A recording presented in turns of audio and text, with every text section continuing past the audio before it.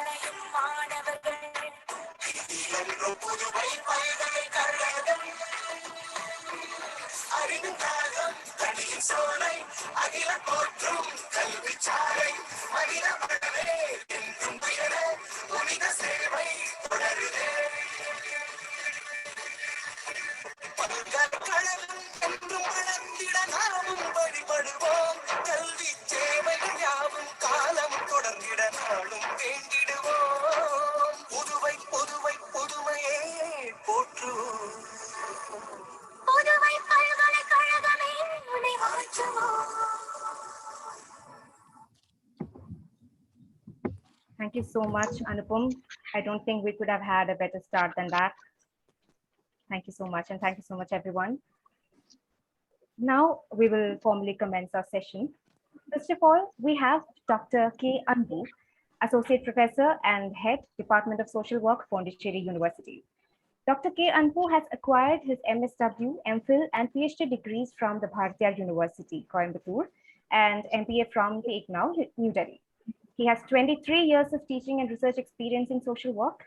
His areas of interest include social work in the workplace, human resource management, industrial relations, community social work with adolescents and youth, and social work research.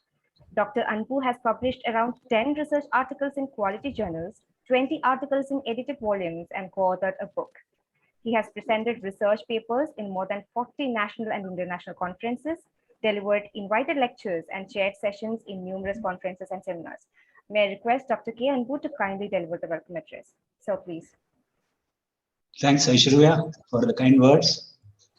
Esteemed Dean of School of Social Sciences and International Studies and HOD of the Department of Sociology, Professor Bibi Mohanty sir, Mr. Arpit Chaturvedi, co-founder and CEO of Global Policy Insights, the convener of this workshop, Professor Ghulam Dastagir sir, co-convener Dr. Ritika Ralam, dear faculty colleagues, research scholars, and student friends from both the Department of Sociology and Social Work, other participants, invitees, and guests.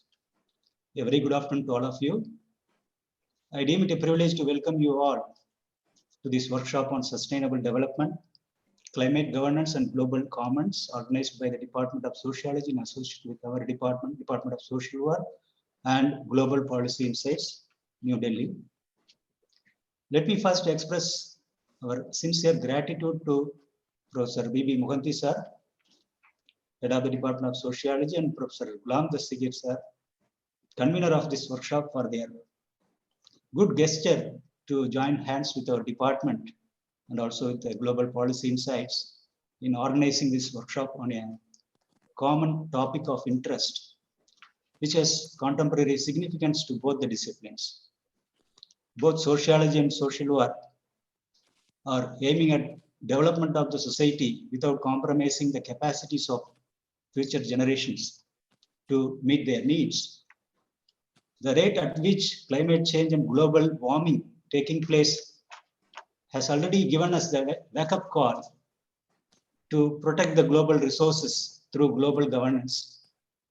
The current socio-ecological crisis faced by the global community requires a transition to a sustainable society.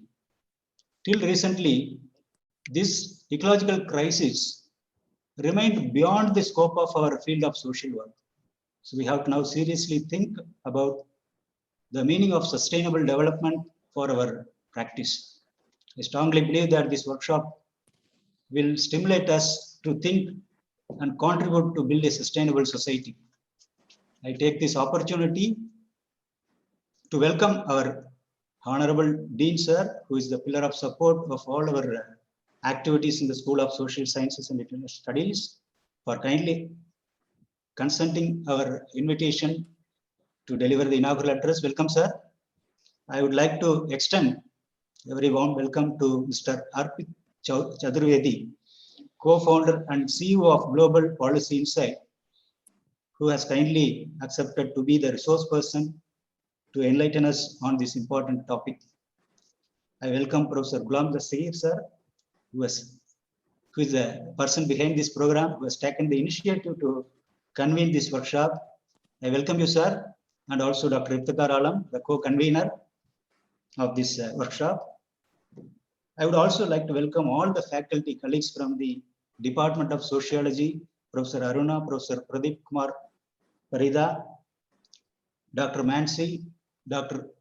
Imtrinala Lamkumer, and also my own colleagues from the Department of Social Work, Professor Nalini, Professor Shagin Sultana, Professor Devan, Dr. Satish Kumar, Dr. Shankar Narayanan, and also, of course, Dr. Iftikhar Alam, who is the co-convener of this program, and all the research scholars and students of both the Department of Sociology and Social Work.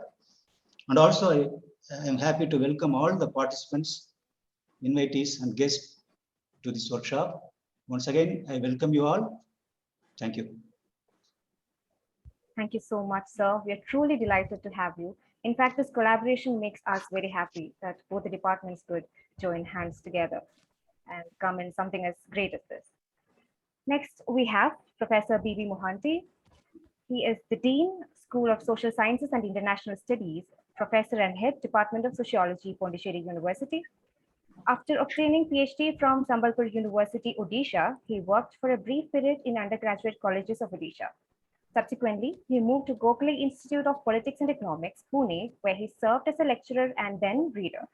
He joined Pondicherry University as a professor in 2006. His recent books include Agrarian Change and Mobilization, Critical Perspectives in Agrarian Transition, India in the Global Debate, and Agrarian Transformation in Western India, Economic Gains and Social Cause. Currently, he is also the managing editor of Sociological Bulletin. We're truly honored to have you, sir. May I request Professor Mohanty to formally inaugurate our session? So please.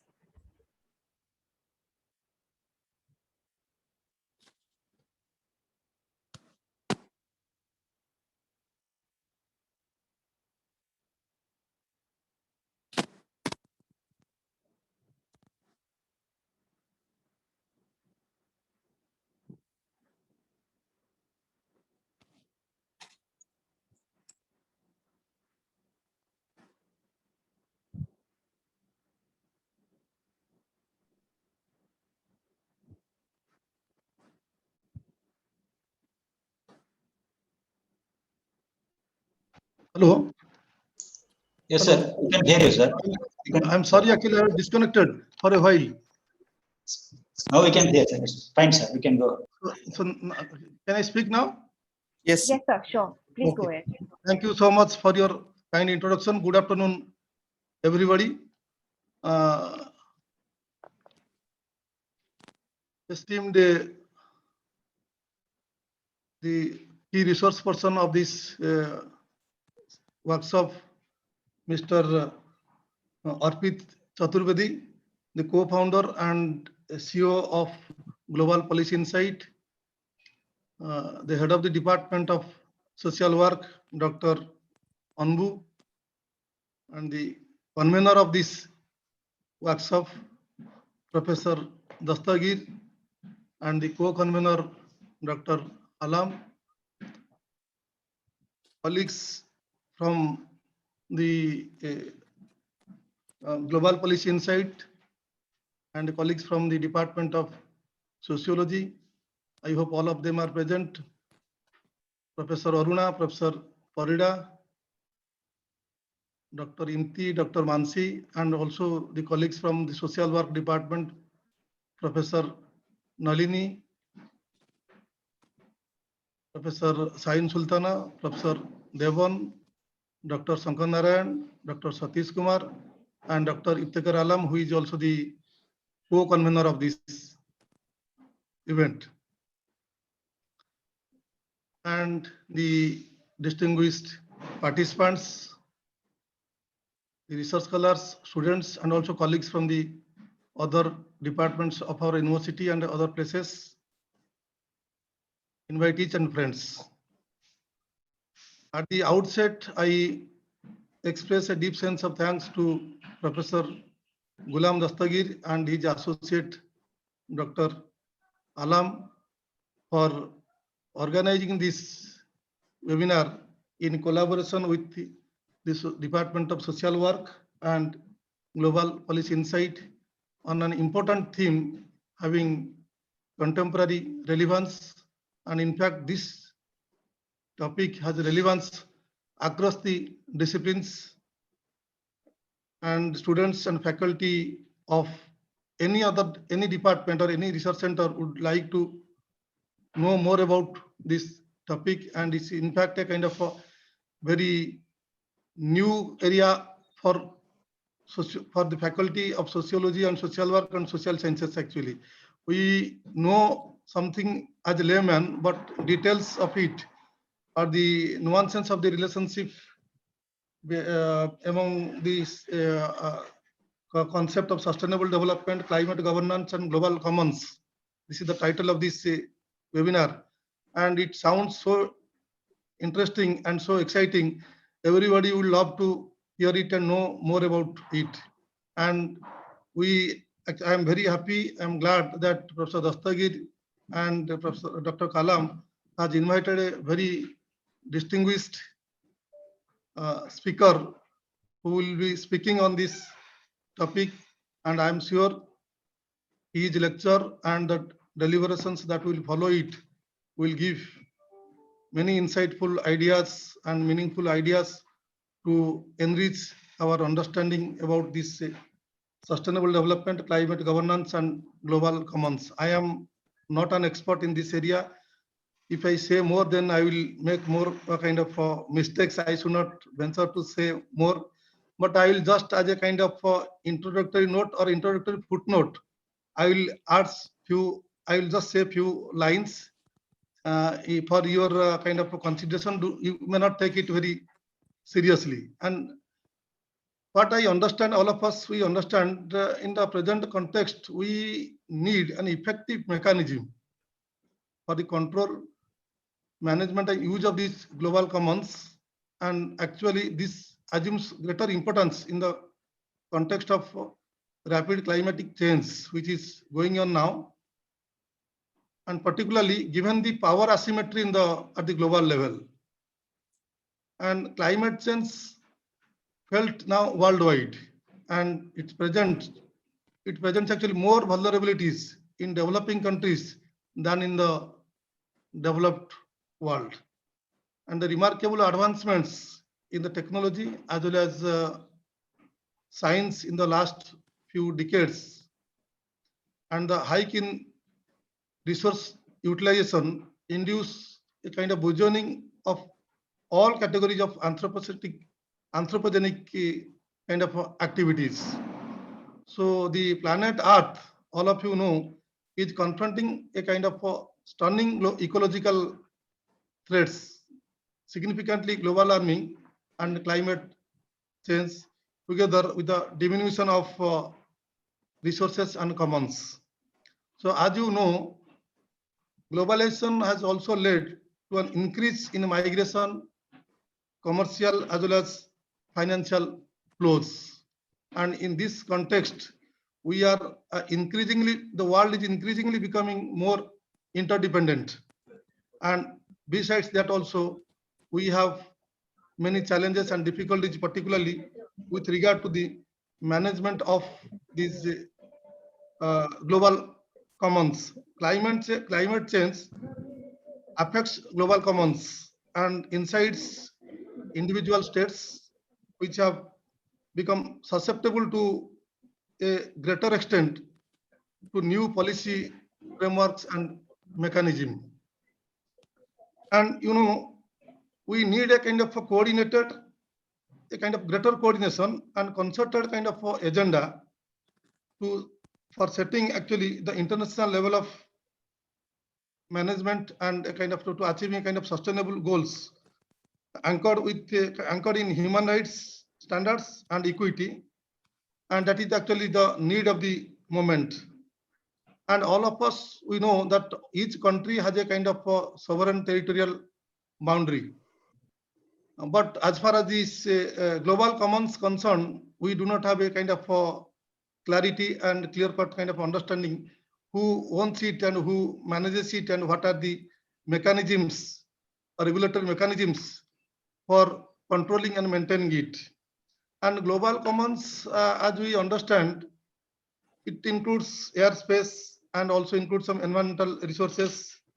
And also, beside that, it includes sunshine, air, water, winds, climate systems, so on and so forth.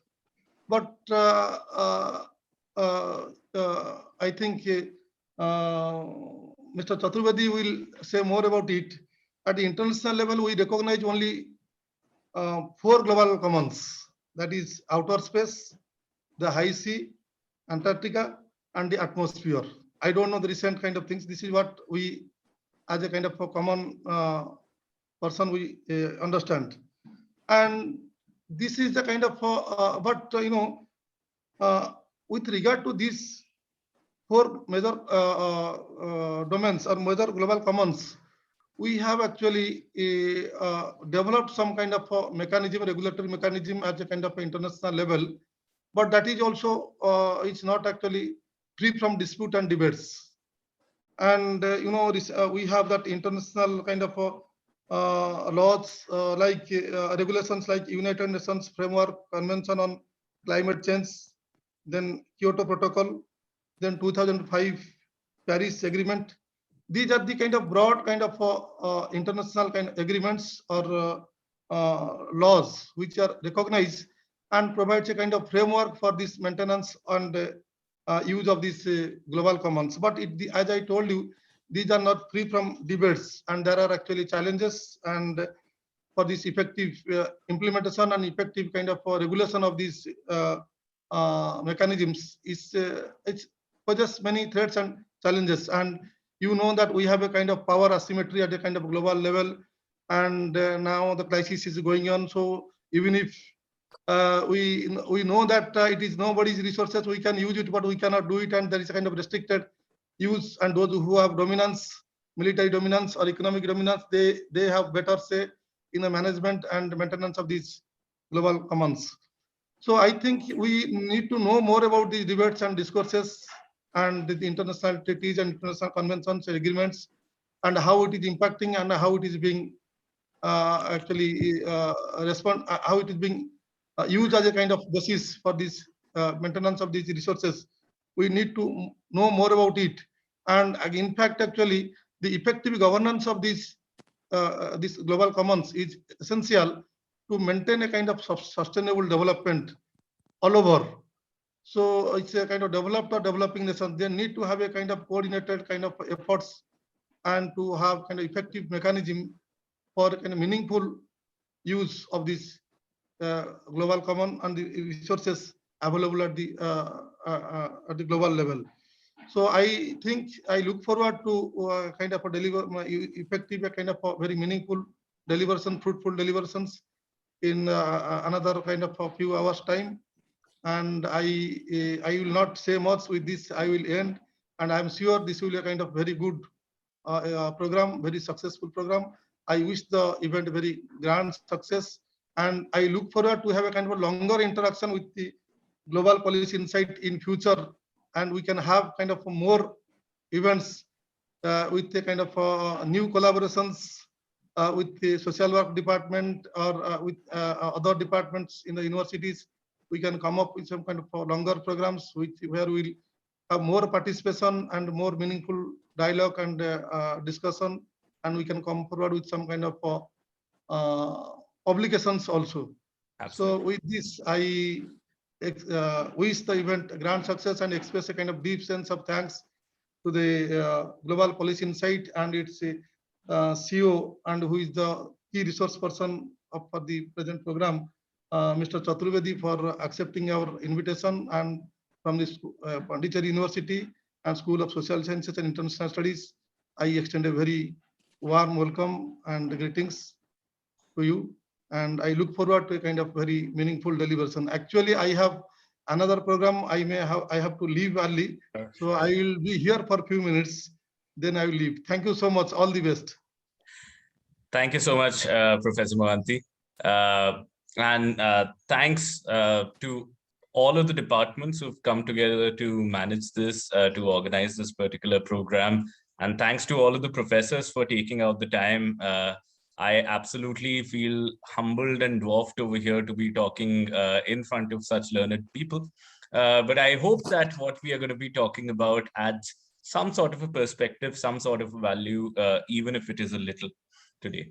So as promised, I'm going to keep this discussion extremely informal and deliberately, because I've learned one thing by interacting with student audiences. Typically, in think tanks are either briefing to politicians, or we are talking to other think tanks. So we try to keep things very brief and very cut to cut, linear and organized. On purpose, I'm going to mix some of my presentations and slides up, so you'd see me almost DJing between different presentations and trying to communicate my point. And I would encourage a lot of discussions from your side, a lot of reactions from your hand gestures. So on your bottom right, you'd see this button called reactions, and you can raise your hand over there, you can clap, you can give me a thumbs up, you can use all of that. All right. So I encourage you to give me all of the feedback that's possible. So Aishwarya, if I have the permission, shall we jump into it? Or so we are really eagerly waiting for it, but I think we will need 5 more minutes before we can start. But thank you so much. This is really promising and it's very interesting already. We can't wait for it.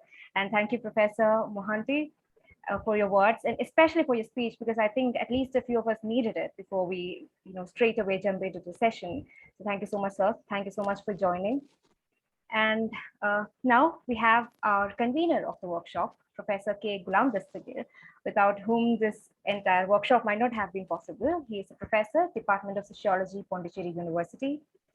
He holds a consistent academic record of being topper in high school and higher secondary school, gold medals thrice in first, second, and third years of graduation in sociology, university first rank in post-graduation in sociology, UGC NET with JRF in debut, and PhD in sociology with 26 years of teaching and research experience.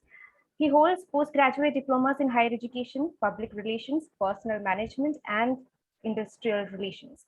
Professor Dastagir represented India in the World Water Week in Stockholm, Sweden, as Ford Foundation's consultant, published Scopus Indexed and International Water Management Institute, IWMI, World Bank, cites articles and research articles in journals of repute, and secured Vidwan score of 8.6 out of 10, which is one of the highest amongst Indian sociologists. He directs ICSSR and NCW, funded research projects, successfully guided 7 scholars for the award of PhD degree, as well as authored 2 books and edited 1 volume. Professor Dastakar is honored with the Best Teacher Award of Pondicherry University, Outstanding Employee State Award of Government of Puducherry, Best Employee State Award twice by Government of Tamil Nadu, Alumni Achievement Award by University of Madras, Young Social Scientist Award of Indian Social Science Association, in addition to Outstanding Faculty Award, Youth Merit Award, Outstanding Personality Award, Best Research Paper Awards, etc. May I request Professor Dastakar to kindly address us. Welcome, sir. Thank you so much, Aishwarya, for the nice and kind expressions about me. Am I audible? Respected. Yes, sir, you're audible. Yes, sir, Okay. absolutely. Please go on. Respected Professor Mohanty, the Dean of Sciences and International Studies, Professor and Head Department of Sociology. It's a great pleasure to have you, sir, and listen to you as an inaugural address, inspiring all of us. Professor has been heading our department for the past 9 years, and because of his contribution that the Department of Sociology of Pondicherry University has acquired in the international arena. Very grateful to you, Professor. Sir has taken up the position of the Dean of Social Sciences, because of which we are also able to collaborate with departments. And it is his inspiration, it is his support and encouragement that has made this workshop possible. I would like to also respected Department of Social Work, Professor and Head, Department of Social Work, Professor Anbu, co-convener, Social Work Department, Dr. Iftikhar Alam, the resource person, Mr. Arpit Chaturvedi, and faculty colleagues of the Department of Sociology and Social Work, my dear students, research scholars, and other faculty of the departments. Indeed, we have thought of this at a very important and right time, as many of our colleagues are very well aware. Right from the time we have switched into the 2022, from almost like the new year, we have been having a very interesting and elaborate deliberations on the ways in which Pondicherry University can get into the implementation of the Sustainable Development Goals, achievement of the Sustainable Development Goals. And how do we achieve the sustainability of Pondicherry University has been one of the core questions that has dominated the scene, particularly in 2022. As we know, the United Nations adopted the Sustainable Development Goals in 2015, and from the 1st January 2016, we have these goals before us. These 17 goals before us include no poverty, zero hunger, good health, quality education, gender equality, clean water and sanitation, affordable and clean energy, decent work and economic growth, industry, innovation and infrastructure, reducing social inequalities, sustainable communities and cities, responsible production and consumption, climate action, life below water, life on land, peace, justice and strong institutions, and 17th goal is the partnership for these goals, leaving nobody behind. This is, in fact, we see these 17 goals before us, they are integrated to each other because the sustainable goals are all 17 are connected with each other. That's integrated. Here we see the 13th goal, collective action, that the United Nations has put forward, has a very important meaning for all of us. It is distinct from all other goals. Here it calls for action, collective action. Climate action requires an action which is also collective in nature. Why this is called for? Because we live what we call as an increasingly risk society. Sociologists, particularly Anthony Giddens, Ulrich Beck, and others, have spoken about it at length. There are social scientists who also agree to this. What has made this risk society is Anthropocene, we say. Anthropocene is the activity of human activity, increasing human activity that has encroached into the environment, that has exploited environment, and also has made despoliation of the environment. And because of that, we see that is a global risk society which is emerged. Globalized risk is that one which is haunting the entire global community. That is what all social scientists. It started all with the discussions of commons. Commons has been a source of important academic debate and discussion for about 5 decades from now. It was Garrett Harding who first spoke about the tragedy of the commons, because when the commons are available, when resources are available like water, grazing land, fisheries, what happens is that people have the right as well as their needs to exploit these resources. One of those aspects of these resources is that there are two, basically we can categorize it into 2 categories. One, they are called common pool resources, and the other is called the common property resources. Common property resources are those resources like village tanks, where the village is the owner of the tank and the people who are there who try to collectively manage the tank. Whereas there are common pool resources like grazing land, where there is no owner of the property and everybody but using the property. What happens in the case of common pool resources is the problem of free riding and the prisoner's dilemma, which sociologists and social scientists have frequently spoken about. In this trajectory, we see there are 2 principles are there. In the case of common pool resources, in which global commons also fall into the common pool resources, where everybody has a need to use it, but nobody has an absolute control over that.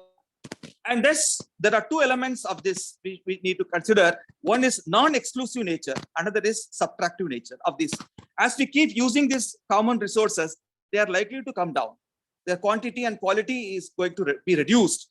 And we cannot restrict the participation or restrict the use of people unless there are mechanisms.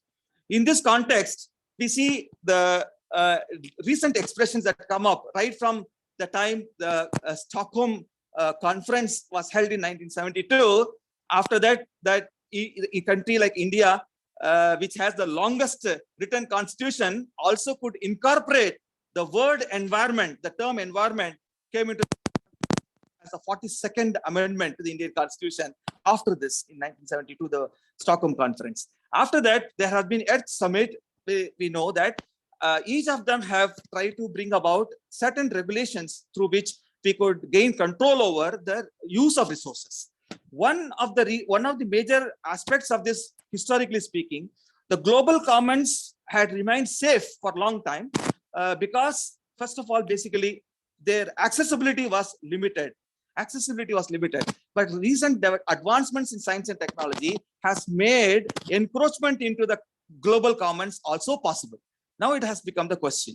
What sociologists speak about this? They say, particularly Anthony Giddens speaks about Giddens paradox. He speaks about Giddens paradox, in which he means that when people are told about the risks of the resource use, people do not attend to it unless something becomes quite serious. Till then, they keep quiet.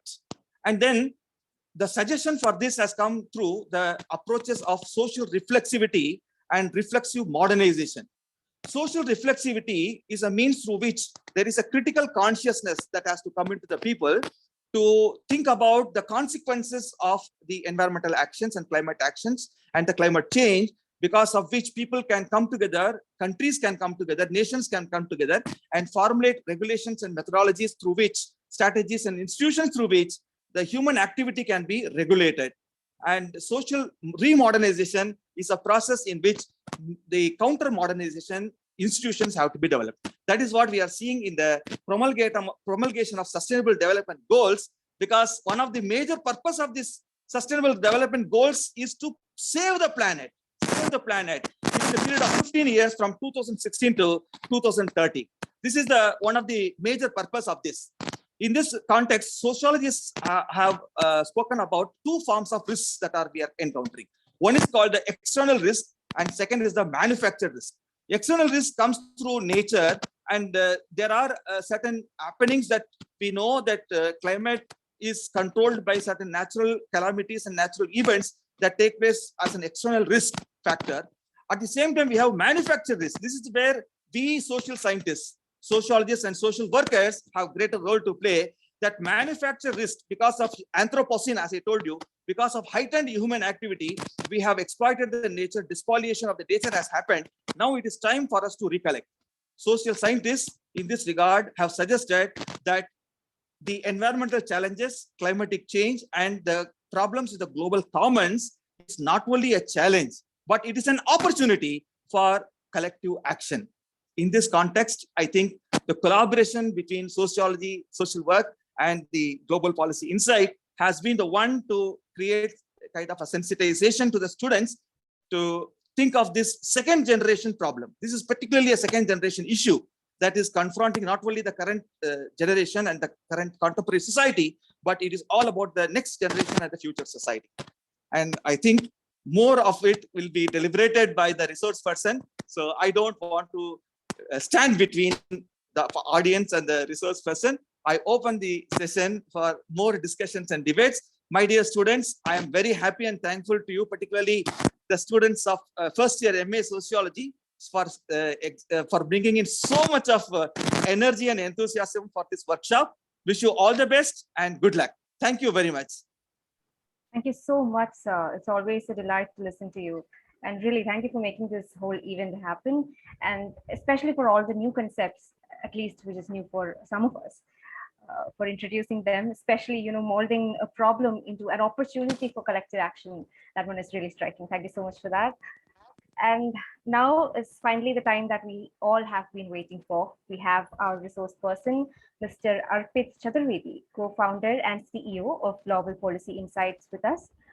Arpit Chaturvedi is also a lecturer at the San Francisco State University, where he teaches comparative perspectives in public service to graduate students. A graduate of the Cornell Institute for Public Affairs, Mr. Chaturvedi holds an MPA degree with a focus on governance, politics, and policy studies. He was also the first non-US citizen to hold the position of the editor-in-chief of the Cornell Policy Review. He is the author of the book, Our Egalitarian Universe, and has been the editor of Not Without Her, Communal Harmony, which is a monograph printed by the National Foundation for Communal Harmony, Government of India, with essays from the top civil servants of the country. He has published articles in various prestigious journals on the themes of democracy, governance, systems thinking, game theory, history, and politics. May I request Mr. Arpit Chaturvedi to please take over and start the workshop. So please, we really liked it. Thank you so much, Aishwarya, and thank you so much, Dr. Dastagir, for that very elaborate discussion on global commons. I think Dr. Dastagir has already covered some of the things that I'm going to cover today, but nevertheless, it's important to understand it, and sometimes going it over again is a good idea. So now to begin with, I want to, and I'm just be prepared that I am going to throw some questions at the audience that I just expect that you'd unmute yourself and you'd respond to that. And again, a request, if some of us can turn our cameras on, that'll be really helpful for me. Cool. So now to begin with, I want to start by telling you something which is not revolutionary, but that's a perspective that'll do us very, very good in terms of just understanding what are, what's the issue that we're dealing with when we're talking about climate change policy. Global commons will come to very soon. So, or sustainability generally.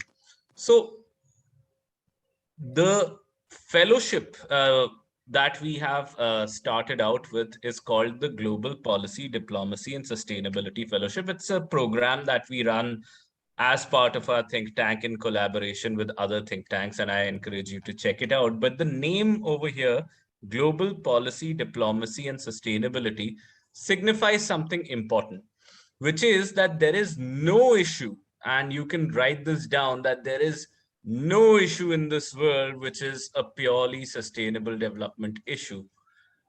There is no issue in this world which is a pure policy issue. There is no issue in this world which is a pure diplomacy issue. All three of these are intertwined with each other in 100% of the cases that we deal with. So if I were to give you an example, air pollution or carbon emissions, is that a sustainability issue? Sure, it's a sustainability issue, but is that also a policy issue? And the answer obviously is yes, because if you look at various ways in which we can deal with carbon emissions, one is that you outrightly ban it, just ban all of the factories which are emitting carbon, out into the universe. Ban all of the, polluting industries. That's one way to do it. That's one policy option. There are other policy options. For example, you put a tax, which is called a Pigouvian tax, usually, that you tax all of the carbon emitting industries, and thereby making it costlier for them to do it, and hoping that that will become a deterrent for their actions. Okay. You have another policy option on the table, which is that you trade in carbon emissions. So one country which does not, produce as much carbon can, trade that sort of non-pollution with other carbon-emitting industries, so or countries. So that is something that was talked about in the Kyoto Protocol. Cap and trade is a term that many of you must have heard in the newspapers or seen in the media. So just for dealing with one issue, which is carbon emissions, you already have 3 to 4 policy options on the table, and policymakers have to make a choice in different places. You must have heard about the odd even policy in New Delhi, where just to reduce vehicular pollution at some certain times of the year, you only allow certain number plates of the vehicles on certain days of the week. Okay. So many different ways to deal with the same problem. All right. So it's not just a sustainability issue, it's a policy issue. And with all of these ways that we are dealing with the problem, there is a politics to it, because all of the policy issues that come on the table have winners and losers. So, for example, if I'm putting a tax, then there is a clear loser over here, which is the carbon emitting industries. All right. If I'm, banning it out altogether, there are probably bigger losers, the industries, also to a great extent, the consumers. Even for the tax, the consumers are also paying a higher price. So, you have winners and losers over there. You have winners too, because if, let's say, I'm putting a tax on carbon emitting industries, then the renewable industry or the non-emitting industries, they become the winners because they are now offering me cheaper options. So there's a politics to it, because all of these industries would have the right lobbies in place, would have the right, public relations campaign in place to influence the government, to influence the citizens, who in turn influence the government to take certain actions. Okay, so in many ways, any policy has a politics element to it, and you take that politics element to an international stage, or even at the domestic stage, it needs a fair bit of diplomacy to navigate through those political interests. On the international stage at COP26, some members of our team were present at Glasgow this year.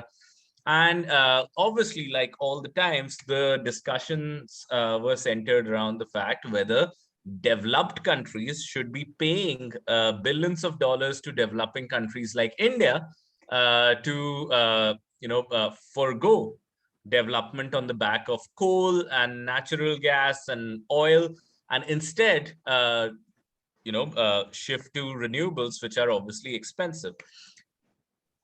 In the absence of such investments, there is absolutely no incentive for a country like India to forgo its growth and not develop its industries in favor of environment. And it's going to be unfortunate if we don't get that sort of a funding. Real politics defines, and real politics dictates that either we are going to get that funding from the developed countries, or in all probability, we are going to do a little towards the side of the renewables. Of course, we'll talk a lot about it. We'll, have beautifully written policies about it. But we will also keep subsidizing coal, we'll also keep subsidizing other industries which are putting all of those greenhouse gases and emissions into the atmosphere. So there's a politics to it domestically and internationally, and that's solved by diplomacy. So essentially, the first idea I want you to leave with is that all of these issues are intertwined. Policy, diplomacy, sustainability, all three of them. Now, let me just take a couple of, one comment that I have in the chat box, whether developing countries and developed countries shall have the same amount of carbon emissions. Your comments. Okay, that's a good question, and it depends on where you're looking from. Where you're looking from matters over here, because in terms of pure emissions, I'm not talking about per capita over here, I'm talking about aggregate emissions. Developing countries like India, China, if you want to call it a developing country still, I think it's a developed country now. Brazil, all of these places are much greater emitters than, let's say, EU and some of the other parts of the world.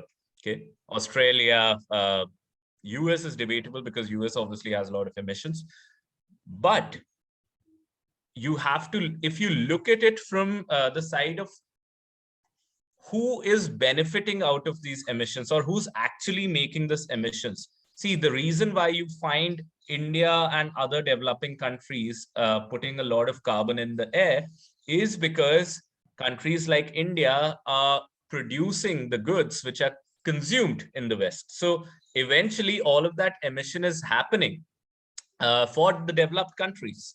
Okay, and I can give you a view. I don't know if you could see, I'm in my hometown right now. You could see factory chimneys over here. Guess for what countries are all of these factories producing their products for? For the developed countries. So the smoke is coming out over here, but the product or the consumers of the product are located elsewhere in the world. So from the perspective of consumers, there are more emissions in the developed countries, okay, even though geographically all of the emissions are coming from here. Okay, so I hope that answers your question, Mr. Narayan. Do you have something to add? I see your hand raised. Yes, actually, the question is, these developed countries are exploiting the developing countries because, as rightly you pointed out, these consumables are produced to be consumed by the developed countries. Right. No, For example, the pharmaceutical industry. We happen to see that USA do not have any kind of pharmaceutical industry, whereas all the pharmaceutical industries are located in China, and the APIs are manufactured by China, and then it's been consumed by the American citizens. For making these consumables, lot of air, lot of pollution is being generated. So how they can fix the same kind of norms for all the countries together? No, absolutely. And to some extent, I agree with you. To some extent, I don't agree with the framing of it, which is that they are exploiting the developing countries, because I don't think that they're exploiting. They can say that, okay, if you don't want to be exploited, don't produce this product, right? We'll find somebody else to do it. So, and even we are not producing this product against our will. We are doing it because we want to earn money off of it, right? So in many ways, it is not exploitation. It is just how the game is set for these two entities. So, and we are going to get into game theory pretty quickly. We are not going to get deep into the mathematics of it, but we'll just touch the surface of game theory over here. Okay, so that's number one. Number two is, let me just share my screen quickly over here. Now, when we are talking about policies, and I'm going to come to global comments right now in a bit. So when we are talking about policies, okay, this is how we usually think. This is how, a new policymaker thinks that policies are formed. And, the term for that is policy noobs. That's the millennial term that, if you are very new to the field, which means the this is simplistic, almost linear sort of a diagram of how people think policies are formed, which is that first you identify the issues, then you formulate various alternatives, that okay, this can be done, that can be done about the issue. Then you do a cost benefit analysis, you adopt the best alternative possible.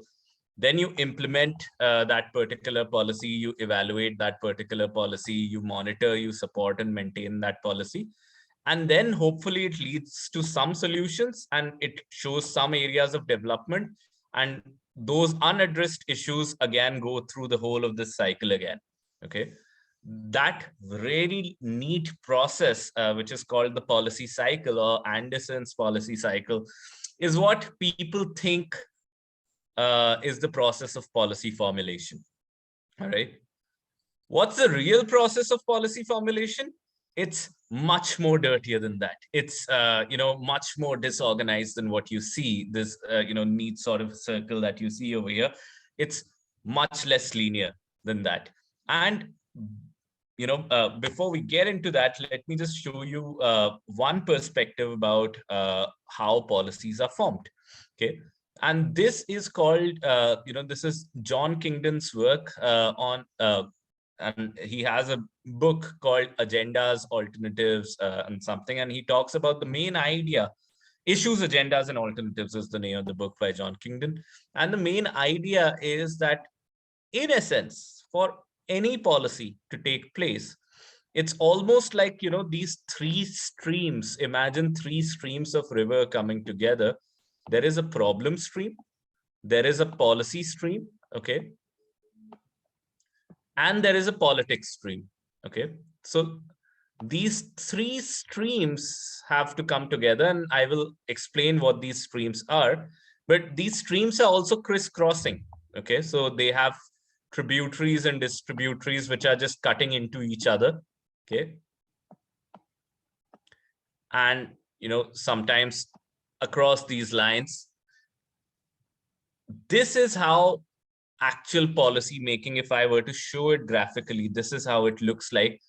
And let's just discuss about what each stream is. So the problem stream over here is essentially the identification of a particular issue. Now, all of these issues, it's not linear. There are many issues which are always there in the society. A lot of times they are dormant. A lot of times they don't attain a higher priority ranking in there's, for example, there are a bunch of issues right now. For example, mental health did not see a lot of legislation for a long period of time.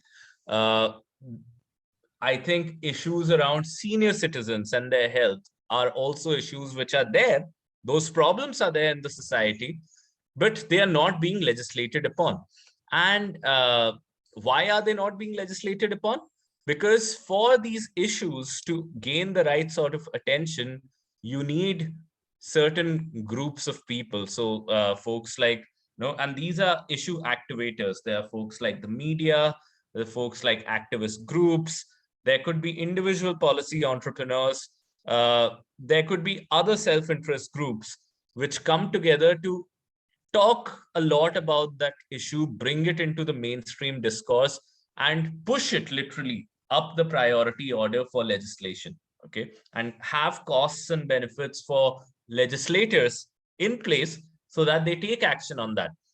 So, one way to look at a parliament or one way to look at a state assembly is that, think of it as a spotlight, okay? And there are so many issues on the ground, and the spotlight has a limited diameter, okay? The spotlight cannot tackle with all of the issues which are present in the universe of your constituency or your country or your state. Okay, so this spotlight or this sort of an eye, will fall upon something, and those issues will be taken up for policy action. But it's quite random, really, if you look at how that eye falls upon a particular issue. Okay, and as I said, that there are a bunch of issues which are not legislated upon on a day-to-day basis, and you need these groups to actually get the attention of policymakers to legislate on particular issues. Okay, so that's the first thing. You need the problem stream to get activated. Okay, and you need these activators to do that. Okay, then the second stream is the policy stream, which means that then you need people such as us, which is think tanks or professors or other thinking groups, who will say that, okay, I have this issue in front of me, or we have this issue in front of me. How will we start solving this issue? So how will we start addressing this particular issue? And folks like us, they give a number of alternatives on the table. Okay, so for example, one thing that we are extremely passionate about is reforming the policy of the elderly in India and perhaps creating a ministry for them. Okay, so elderly population is a problem. We know that by 2050, 1/5 of India is going to be elderly. Right now, it's just 8.5%. So some of us, like a think tank, some of us would say that, okay, you create a ministry to deal with it. Others would say that don't create a ministry, talk to the private sector and they will come up with certain solutions. Or even for COVID, dealing with COVID, there were some folks who were arguing that just like the IAS, let's create a permanent healthcare bureaucracy in India. And we as a think tank were arguing that IAS or the bureaucracy is inefficient enough, and we don't want to create another inefficient body to deal with the same problem. So how will the problem be dealt with? Those alternatives and options are created by the policy stream, and you need policy makers, policy thinkers to activate this particular stream. So these are the folks who would activate the policy stream. Okay, and then there comes the politics stream of it. That's the third P, because as I had discussed earlier, there are always winners and losers in a particular, for each policy option, there are going to be winners and losers. And then the politicians who are eventually going to legislate on that, or the government which is in power, have to decide the combinations of policy that they use, and how to compensate some of the losers, how to make sure that there are fewer losers for any particular policy. And we saw that happening recently with the farm bills, where some farmers in certain areas thought that they are going to be harmed by it. Some farmers in other areas thought that the bill is all right. Then folks who thought they are going to be losing by the farm bill started protesting. The government gave them some concessions to reduce some of their losses. It didn't work out, and the politics stream. So the problem stream was there, the policy stream was there, the politics stream did not get activated in the right way. That got stuck over there. So you did not have any legislation, or you had to re-sign actually a legislation so that sort of a thing never happened. And that's the idea behind John Kingdon's framework, that when all of these three streams are aligned, you have a window of opportunity to get something done. Okay, and in that window of opportunity, you need some policy entrepreneurs to, in a way, take that policy beyond the goalpost. Okay, and if any of these streams get stuck at any point of time, then you miss out on this window of opportunity. It closes out for a few years until and unless all of these streams get activated together once again, right? So as you can already see, it is a super messy process. It is, not as neat as this policy cycle that you saw over here. And there are umpteen number of examples. The goods and services tax that we see right now, ModVat was the first version of it introduced by VP Singh's government.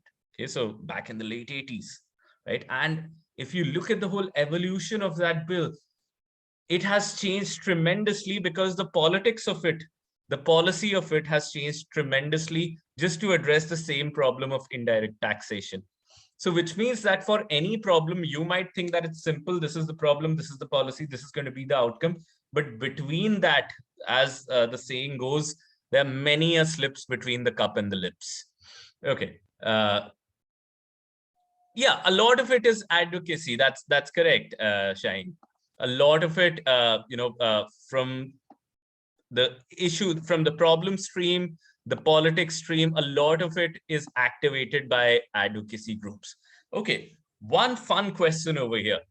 Now, when we are talking about climate change, how many of us, and you can raise your hands over here just to show, how many of us agree that protesting, so the Fridays for Future movement, Greta Thunberg and all of that, and you saw that happening in India as well, where when a number of students from schools, universities started protesting in front of the Delhi Parliament, or in front of the assemblies in various states on Fridays, and asking policy makers, asking legislators to do something about climate change. Okay, so the idea was that, okay, we are the young generation, we are going to be impacted by it, and you have basically ruined the whole system, so you have to now take action. You have to do something about it. How many of us think that that's a good strategy? If we can have a show of hands. All right, Sita thinks it's a good strategy. Anybody else? You have to be responsive, guys. Come on. Anybody else? Or I'm going to pick you and ask you, why do you think it's not a good strategy? So, can I speak? Go ahead, Ishwara. So what I think is it can be good enough, but then at the end of the day, it is not really good enough, because I believe all the power rests in the hands of capitalists. And even while we're talking about all these, even as earlier discussed about carbon emissions, I think at the end of the day, it all lies with capitalists, and all our politicians are in the hands of them. So okay, I think it's only partially effective. Okay, partially effective because all of the power is with the capitalists, and which means that the most important stakeholder over here are the businesses. And I absolutely agree with you. In fact, that's something that I've spoken on various forums, that there can be no conversation without the businesses on the table, and protesting is not going to get the businesses on the table. Okay. But in some ways it can, because if the politicians start thinking that they are going to lose out the votes and they will not be in power if they're not taking any action on that, then they are going to pressurize some of those businesses. Okay, so it could work both ways. But Sionti, am I pronouncing your name correctly? Yes, sir. Please go ahead. Please share your thoughts. I think protest kind of makes something come across a platform. It kind of aggravates the mass and kind of makes the plea worldwide. How? I would like to elucidate with an example. Sure. For example, the cutting down of trees in Auroville for a project that was led by the Bharatiya Janata Party. And so if social and protest is being promulgated through social media, how it's anything is being captured, a video is made. So I think protest is an important step. But what Aishwarya said, I do accept that as well, that at the end of the day, it is all what resides in the hand of the capitalists. But protests do change scenarios because the farmers' protests have had changed the farm bill. So okay, you're very close to answering. You're very close to the solution over here. Okay. Thank you, sir.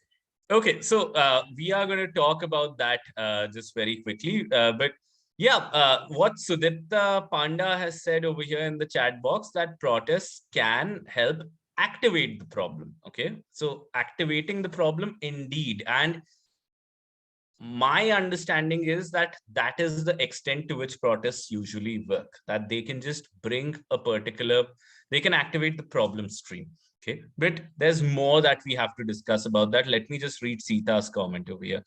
It is true that it lies with the capitalist decisions, but people need to come together and voice out issues to make more people aware of the real-time issues, collective community level interventions. Yes, and also no, because a lot of times, research says that awareness and activation, it has a role to play.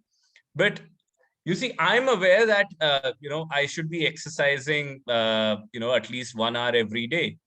But just that information is not going to motivate me to exercise, right? So it's also a behavioral economics problem over here, that a lot of times we are aware that the use of plastic is bad for the environment. We are aware that some of the things that we are doing, like air conditioners, are pretty bad for the environment, at least the earlier versions of it.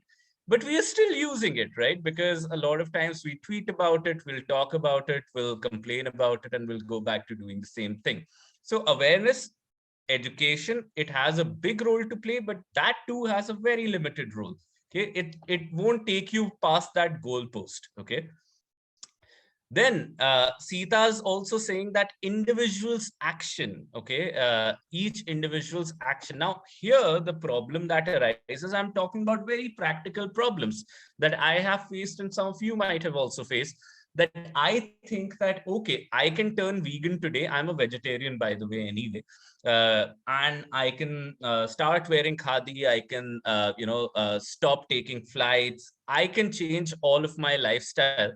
But nothing's going to change if the whole world is going to just remain the same, or and me and 10 of my buddies are just going to adopt this lifestyle in the hope that one day we will reach that critical mass and everybody adopts this lifestyle. But that endurance to go to that critical mass is limited. I can live that lifestyle maybe for a few years, and then I'll think, if everybody isn't doing that, then why should I? It's the same thing such as littering on the street. A lot of times people litter on the street because they see that others are littering. And if I don't litter, I am paying that extra cost of effort of finding the next dustbin, which could be pretty far off, while, my action is not really changing the reality on the ground. Okay, people are still putting all of their trash over there. That's the typical mindset that gets activated over there. Okay, so, and these are fair challenges, and there are game theoretical solutions to that. And we'll just get to that. Let me just take one more thing from the continuous lobbying. Certainly. Okay, so one more question, and then we get into this. Why do you think, okay, I would not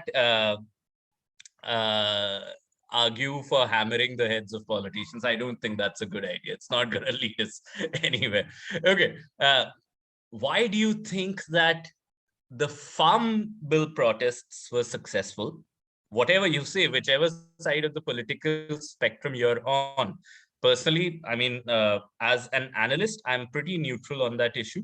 But why we can still agree that, the protesters were successful to induce government action and to take the bill back. Okay. Why do you think these protesters are successful? And why do you think that until now, the climate change protesters, at least in India, have not been immensely successful? Both of them are protesting, but some protesters are successful, other protesters are not successful. Why do you think that's the case? With your permission, I'd like to add that Sure, it's sir. because of the politics which is involved in it. If you happen to see the politics with regard to the farmers, though almost the whole farming community is going to be affected by the farming policy, but only the few one of the few farmers only from few of the states were protesting for continuously for whole more than a year. Especially farmers from Punjab and Uttar Pradesh were protesting for such a long time. What about what happened to the other farmers? I think if you go into that, probably we'll be diverting from the whole subject of what we're having it today. But there's an element of politics was involved into it. That is the reason why there was no force used against the farmers by the current government. Probably what is because happening, votes, right? Yeah, probably what happened to Ukraine today might have happened to India also because of the varied political reasons, which we cannot discuss in this forum. Of course. That forum is entirely different. But the amount of politics was involved. That is the reason why the farm bills were repealed. Okay, and that is certainly a good argument. And we are going to just, my next slide is exactly about that. That's the game theoretical argument, and I'll break it down for you. the behavioral argument, and when we are talking, we have to bring in systems thinking, behavioral economics, game theory all together. The behavioral economics argument to that is that there are two types of actions or two types of incentives that people can give or anybody can give for a particular policy action. One is a reward, another is a punishment. All right. So one is a positive incentive. Okay, I'm just going to call it plus over here. Another is a negative incentive, and I'm going to call it minus. Okay. And we can all agree that protests are negative incentives, right? Protests is almost like, hammering the government that, okay, don't do this. All right. As per research, okay, and positive incentives could range from, giving money or, giving awards, recognitions, rewards, all of that. Okay. Now, there is enough research to show that whenever you have, I'm sorry, I will just phase out if I don't see any face on my screen. It's just hard for me. Cool. So whenever you have, a go response, okay, and I'll tell you what a go response is. A positive incentive works better. Whenever you have a no-go response, no-go, a negative incentive is better. What that means is that whenever I'm asking you to take action, to do something about something, okay, then a positive incentive, which means rewards, recognitions, all of that, that works better. And whenever I'm asking you to stop doing something, okay, a negative incentive is better. Okay.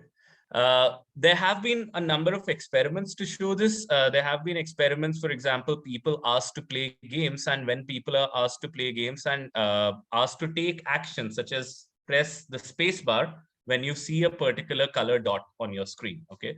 So you are, and for that, you will get, let's say, $5 to do that. Okay. So you get a positive incentive, which is the $5, for a go response, which is pressing the space bar. Okay. For these sort of tasks, people were pretty quick to do that. People were able to do that very quickly. Okay. But when I demanded a go response, press the space bar when you see that particular color dot, in order to save you from losing $5. So I give you a pot of $100, and to save you from that loss, you have to press that space bar. So I'm trying to prevent you from punishment. Okay. So every time you miss pressing, avoid that negative incentive. I'm for a go response. That's a mismatch. People become slower in pressing that space bar then. Okay. So that also shows that protests are more effective when they are asking the government to stop doing something. Okay. So when protesters are asking the government to withdraw a bill, to have a no-go response, protests being negative incentives, they are much better in inciting no-go responses. Okay. Protests could work, for example, in asking the government to not subsidize coal, okay, from an environmental perspective. But protests asking governments to take positive climate action, not going to work. So what do you do then? What do you do? Give money to politicians to work for climate action? Don't think that's a good idea. Okay. So rewards and recognitions work very well. So if you, let's say, start publishing lists that these are the 100 most eco-friendly parliamentarians, depending on the debates, depending on the decisions that they have taken, then gradually, so that's a positive incentive for a go response. Okay. And gradually, these are the folks who will start taking action towards positive action towards climate change. So if you need positive action, if you need them to stop doing something, protests, they work very well. If you need them to do something, then recognitions or, psychological rewards and some of those things, they work a lot better. Okay. So that's just one thing about it. All right. Another thing, and that's that's a response, one of the responses that we got a while back, that it's all about the politics. Okay, and indeed it is all about the politics over here, because you have a sort of a very neat mapping of policies and politics together, and this is called the Wilson-Lowy matrix. Okay, you'd see Wilson matrix over here, but it's based off of the Lowy matrix, which looks a little more confusing. This is the Lowy matrix, and this was built by Theodore Lowy, who was a professor at Cornell where I studied, and Professor Wilson has built off of this, has been inspired and developed this further. And what this matrix essentially says is that there are 4 types of politics and policies involved in getting any particular action done. And these are, and a lot of times policies influence politics, a lot of times politics influence policies. Okay.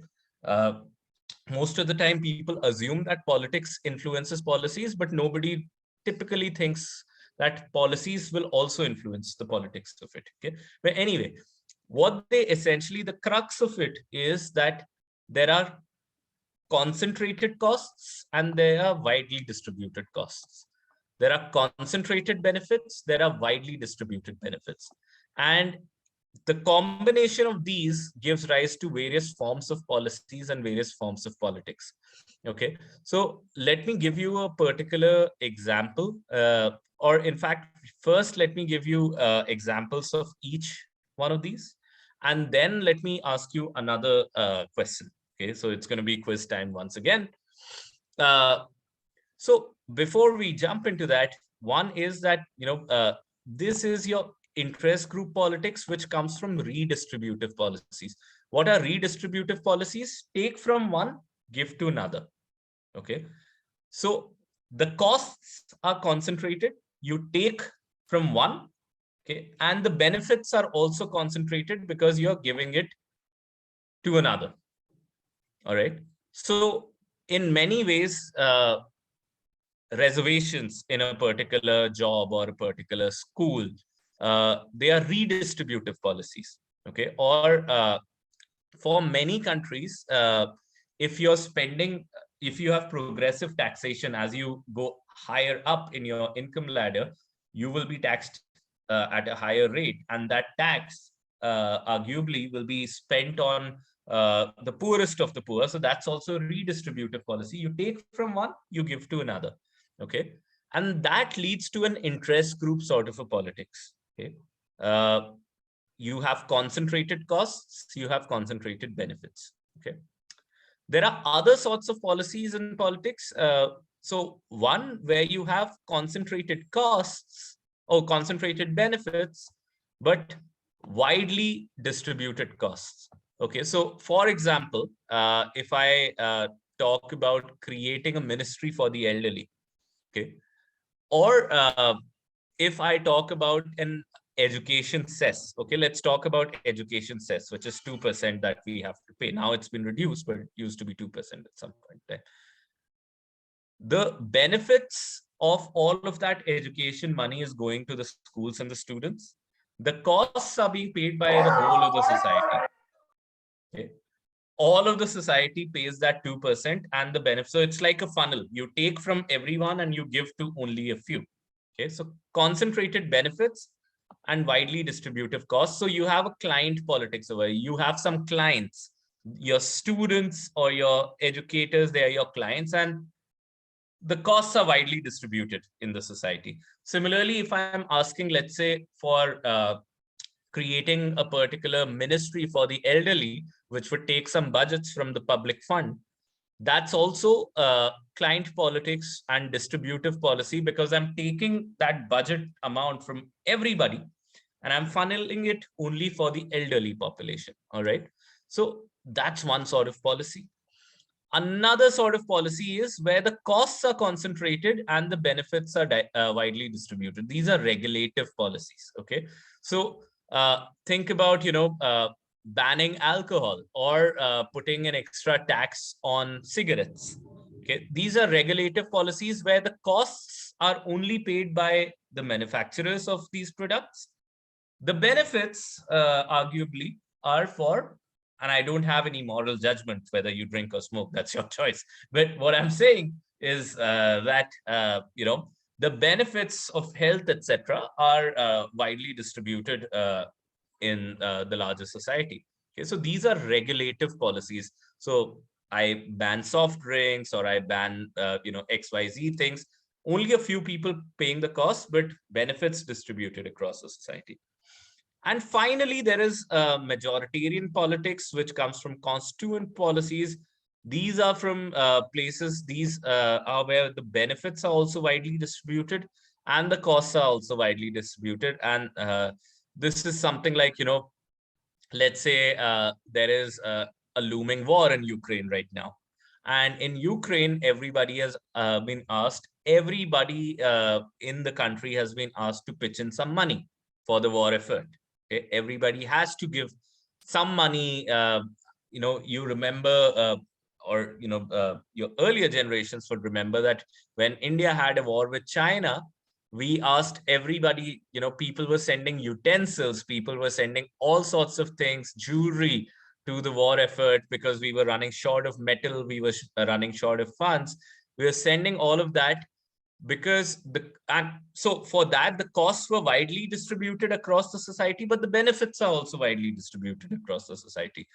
Okay, and these are majoritarian policies, or it creates a majoritarian politics, and it's stemmed by constituent policies. Okay, now one insight that I want to give you, coming back to our question of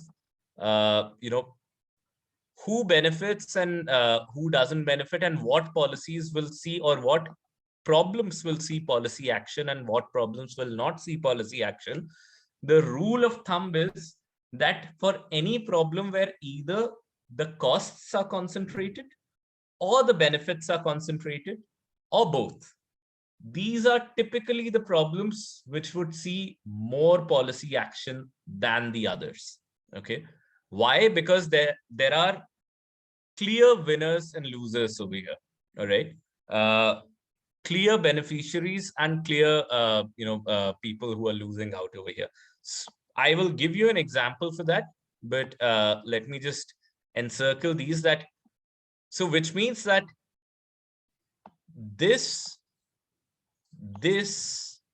and this, these are the policies which will, these are the issues which will see a lot more action. Okay, because over here the benefits are concentrated, over here the costs are concentrated. This will see a lot more action rather than majoritarian politics or majoritarian policies. That happens with certain leaders, certain entrepreneurs, but typically these will see a lot more policy action because they're clear winners and losers. Now, my question over here to you is that even amongst these, which is the one which will see probably the most policy action? Which box out of these will probably see the most policy action?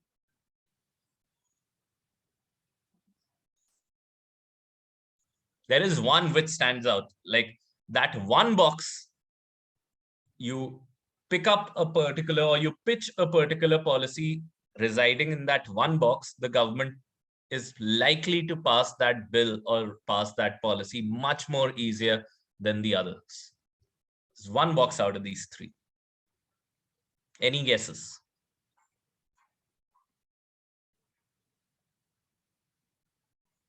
I think it should be regulative. Okay, regulative. That's actually the second. But what's the first? Because you rob from many people and give to one people. That is the policy which entrepreneurial politics rob from many and Absolutely. feed. Yes. Yeah. So regulative is certainly, a close second, very close second. The top is this. Okay, we'll establish a commission, we'll set up a ministry, we'd take from many and give to some, right? So the benefits are concentrated, the costs are distributed. Okay, and let me give you an example of that. Let's compare two groups. Okay, First is, there's this whole theory by Manker Olson that for any political outcome, smaller groups are more effective than larger groups. Okay. So as Professor Narayanan was also talking about the politics of it, that there were some farmers who stood a greater chance of winning that sort of a policy battle. Typically, smaller groups will be more organized. Typically, smaller groups will have lesser free riders. Typically, smaller groups will be able to give punishments and rewards to people according to their contribution of that cause, thereby curtailing free riding. Easier to communicate and coordinate in smaller groups as well. Okay, but let's compare two small groups. Okay, the problem we are dealing with is that one small group is a bad group or a badly motivated group. One small group is a nice and nice sort of a group which wants to benefit the society. Okay, considering both of these groups are broadly rational. Okay, as built of rational individuals broadly. Now, one group wants to create a loophole in the tax system. Okay, you have an existing tax system which is imperfect, and one group wants to make it even more imperfect. One group, the badly motivated group, wants to create a loophole in the tax system. There is another group, the well-meaning group, the good group, and they want to close on a particular loophole in the tax system, okay, which is probably unfair. Which of these two small groups are likely to be more motivated and are likely to put in more effort to get their policy agenda executed? So everybody gets the question right? Two groups, one good, one bad. The bad one wants to create a loophole in the tax policy. The good group wants to seal a loophole in the tax policy. Who is going to put in more hard work? Who's going to put in more effort? And why?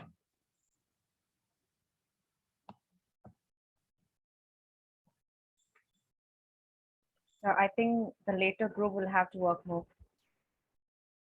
What's the later over here? The good group. The good group. And why is that? Why do you think so? I think that is the reason could be what you earlier explained, the system of, when you have to do something additional in order to, get rewards. It's always too difficult. Yeah. As against, yes. That's what no, that's absolutely right. And Professor Narayan has also gotten it right that more. No, so what you are saying, Aishwarya, is actually not right. More successful would be the bad group, as Professor Narayan has correctly identified, because their incentives are aligned. So look at it this way, that, okay, I'm going to draw this over here. Okay. For the good group, okay, their costs are concentrated. They are paying most of the cost. They are going to be running around, publishing pamphlets, doing educational workshops with people, fundraising to create a campaign for that particular, good cause of bridging that tax loophole. They do all of the lobbying. All right. So their costs are concentrated, but the benefits are widely distributed across the society. Okay. So each person, hypothetically, in this group puts in an effort of, let's say, $100 each. But the benefits which are distributed widely in the society, so each person in the society probably just gets a benefit of $50. So it doesn't even feel as if something has changed for the common person in the society. Okay. So people in this small, nicely motivated group, the good group, would think that, okay, why should we bear all of this burden? Why should we bear all of the costs? Well, people are not even going to notice what happened. Or they're not even going to come and say thank you. Okay. So why should we do this?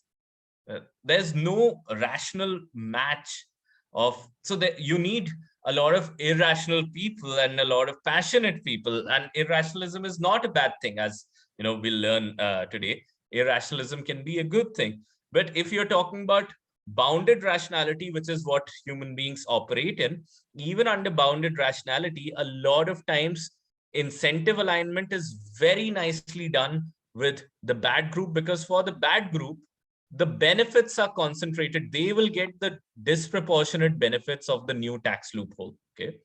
If I'm creating a loophole, the logic is that I should be the disproportionate beneficiary of that particular loophole. And the costs of that loophole will be widely distributed across the society, such that hardly anybody would even notice. Okay. So a lot of times the costs, a petrol or diesel is a little more expensive today. Tomorrow it'll become even more expensive. Nobody would even take note of that. And that's why we don't see protests on it anymore. Earlier, we used to see protests on it because only a select section of the society was using diesel, petrol, etc. Now it's a wide section of the society, and this little cost nobody even cares about. Okay. Benefits, they are concentrated on a few. So in terms of incentive alignment and motivation, the bad group that has benefits concentrated onto itself and the cost dispersed in the society would always be more motivated. Now, I don't mean to say, this is my terms and conditions apply sort of a thing, that it is not necessary that all of the client politics is done by bad groups. What I want to say is that all of the policies where benefits are concentrated and costs are widely distributed would see a lot more policy action. They could be done by good groups or bad groups, but typically a lot of times bad groups win out, but good groups also do. So for example, if I'm talking about a policy to create a ministry for the elderly, okay, so benefits are concentrated over here only for the elderly population, and the costs are paid by the whole of the society at large. And it's not a bad policy. It's not badly motivated. I'm not coming from a bad place if I'm arguing for that policy. And such policies are also easier for the politicians to implement because there is no real person who's opposing it. Costs are not concentrated. Benefits are concentrated. So there are people who are actively supporting that policy change. And there's nobody who's opposing it because costs are widely distributed. Nobody has to do too much or lose too much to do this. So that's why this client politics, or that comes from distributive policies where benefits are concentrated and costs are distributed. These are the easiest bills to pass in any sort of a assembly. Okay. Let me just quickly take a look at the chat box. Any thoughts, any comments? You're welcome. Good group has to estimate a variety of permutations. Did anybody have something to say? Okay. All right. So is this bit clear until now? All set over here that this is extremely important. So even when you do your stakeholder analysis, okay, so when you look at stakeholder analysis, and let me just get to that very quickly. Just give me a second, sorry.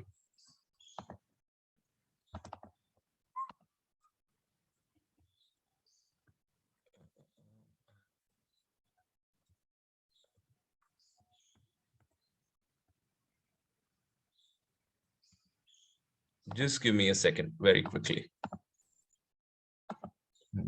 Also no problem.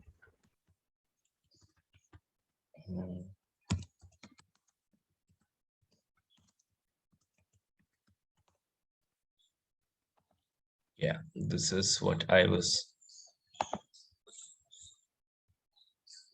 looking for over here. Let me just add it pretty quickly. Yeah.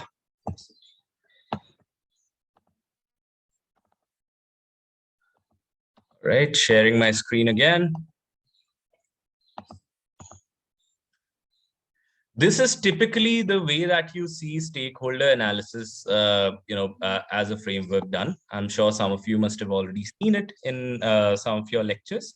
But what you typically see is, you map stakeholders on these two axes, that who has more interest in a particular issue, okay, and who has more power to deal with a particular issue, okay.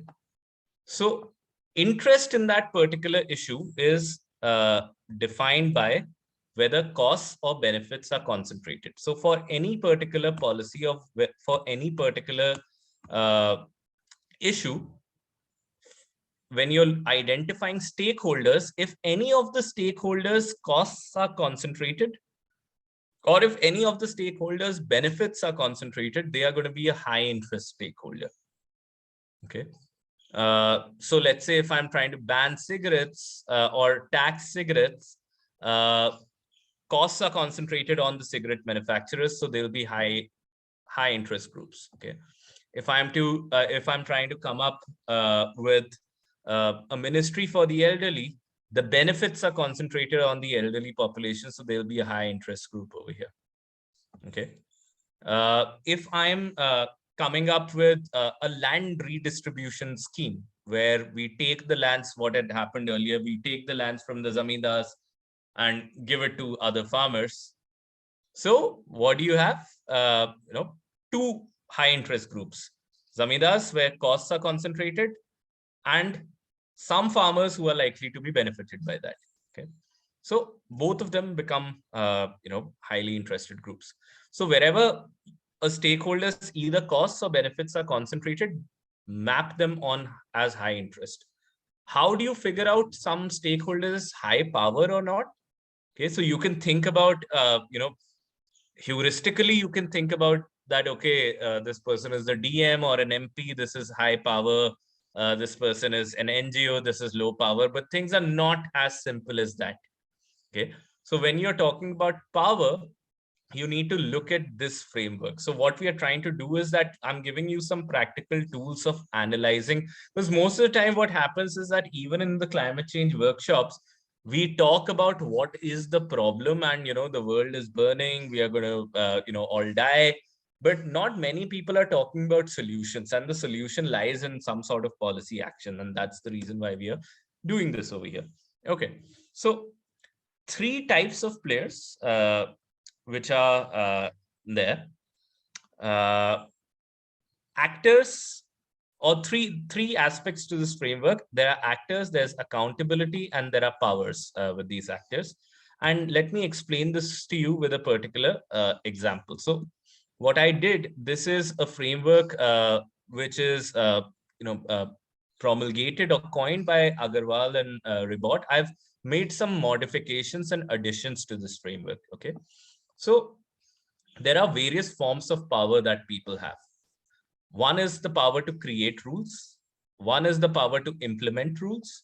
One is the power to allocate resources. One is the power to adjudicate disputes. And another is an indirect sort of a power, which is to influence a particular actor. All right. These are different types of power that any stakeholder would typically have. All right. Now you can, let's say we talk about the example of a MP local area development fund. So during COVID, this was rescinded, but typically members of parliaments were given 5 crore rupees every year to spend towards their local area development. Okay. Now you'd be surprised to know that even before COVID, half of the MPs or half of those funds would be returned back to the government. The MPs would not be able to figure out where to utilize it. Okay. Why? Because a lot of times MPs were just not invested in it. A lot of times they did not know where to spend. And a lot of times there were so many rules and procedures, because MPs can recommend. These funds are not physically lying with the MPs. They typically need approval of the district magistrate to approve of those funds, and that's how they get allocated. And district magistrates would say that this cannot happen, and this is not how you do it. You cannot spend in water, that is the state subject, you are from the parliament, blah blah blah. There's so many things that could happen. So if you map, let's say I'm trying to map a policy that whether MP local area development funds can, let's say, be utilized to build, a hospital, or for building a particular road, or anything for that matter. Okay? How do I map who has more power over the other? Okay, you have the MP, you have the DM, you have the district court, and you have the public at large. So what I do is that, very simply, and this is a very simple way of doing this. There are obviously more sophisticated ways of doing this, but the simple heuristic way of doing this is that I figure out, okay, member of parliament, does the MP have any power to create the rules on where those funds can be allocated? Those rules have been collectively created by the parliament, but an individual MP has no authority on changing the rules. An MP cannot say that, from today, this is not a state subject, this is a central government subject, or this is a concurrent, subject. So the MP cannot change the rules of where, that fund is going to be allocated. Okay. Does the MP have power to implement the rules? The MP does not have the power to implement the rule. Okay.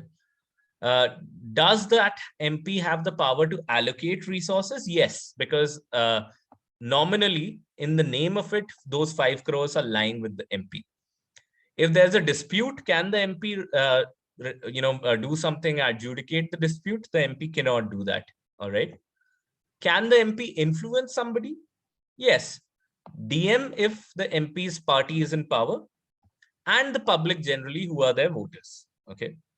And through the public, the DM as well, to some extent, but not greatly. So MP has power over 2 candidates over here. Now, MP's accountability, whether it is upwards or downwards, MP's accountability is downwards to the public, because the public elects the MP, so the public can also remove the MP. Okay.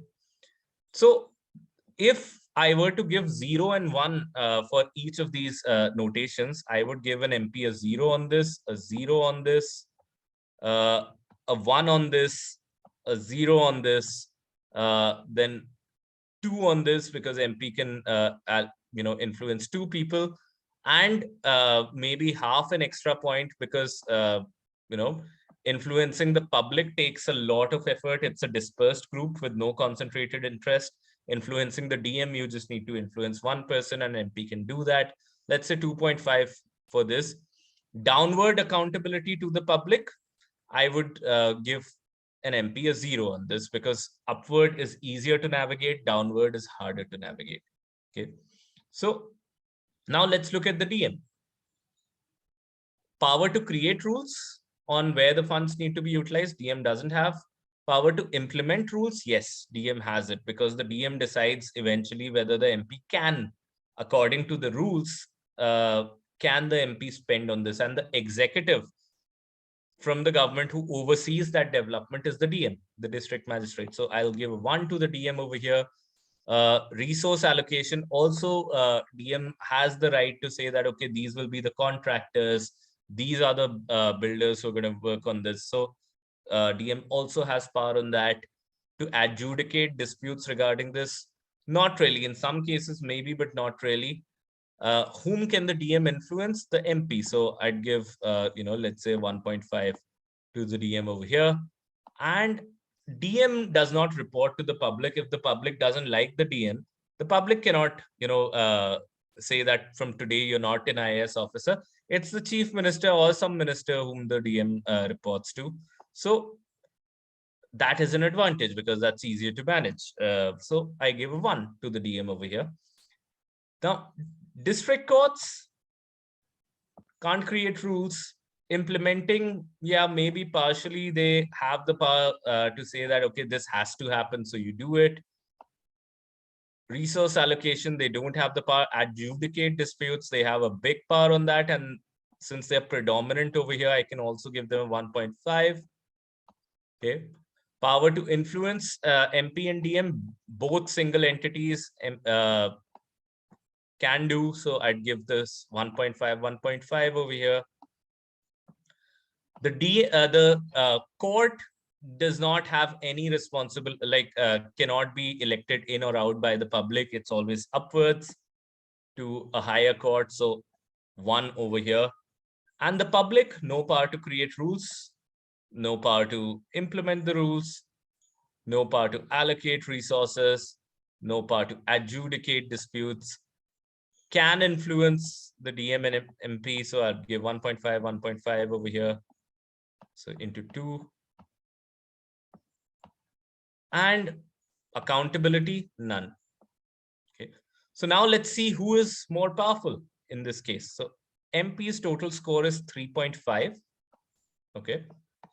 The DM's total score is 2 plus 3.5 plus 4.5. So DM becomes more powerful than the MP. District Court is 0.5 plus 1.5. So which is 2, and plus 1.5 plus 1.5, which is 3. So which is a total of 5.6 points. It is also upwardly.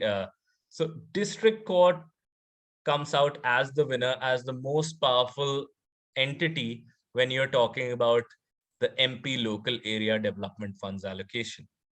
All right. So you can do this. Is there a confusion or a doubt about that? Aishwarya, I probably caught on to your expressions, and I saw that you have something to add over here. Yes, sir. Because I was thinking if this actually works like this in the real world, because how about, the cases in which MPs could influence the DMs? Because it's politics and it's certainly biased. So even if they cannot implement rules or, create rules, when they have the power to, influence somebody who can, what about that? No, you're absolutely correct about this. And the other thing is that right now we are using a very simplistic model where we are giving a 1 to a yes and a 0 to a no. But any of these could have just a lot more importance than the others. So maybe, in certain contexts, just the power to allocate resources could be worth 6 points in itself. Okay. And that would overshadow. So we are doing it in a very linear fashion. But the logic of this is that you can look at who has the power who has these different sorts of power, and you can order, even if not give exact scores, but you can, in a way just move people around and order that, okay, who stands where in terms of these different types of power. And you can aggregate accordingly. You can come up with a priority order that, okay, this is the most powerful, this is the second most powerful, and so on. Okay. So essentially what we are trying to do over here is that when we do a stakeholder analysis, to place people on the interest axis, whether costs are concentrated or benefits are concentrated, that means high interest. And to place people high on power or low on power, you do this actors power and accountability sort of a matrix. Okay. So this is how you essentially do a stakeholder analysis. And then you have these prescriptions that people who are high on interest and low on power, okay, you just keep them informed. People, and this is also not set in stone. These are just, heuristics. These are just suggestions. Context matters, of course, over here. So don't apply it blindly. But typically the strategy advice over here is that somebody who's high on interest but low on power, keep them informed, because if they're not informed, they're going to rebel against you, create problems. People who are low on interest and high on and low on power, you just monitor them, minimum effort, so that they don't move into some of these other brackets. People who are high on power, low on interest, keep them satisfied.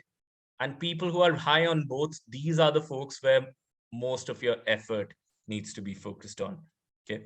So typically, this is a very useful framework if you do it with some nuance. Shaheen, I see your hand up. So over to you.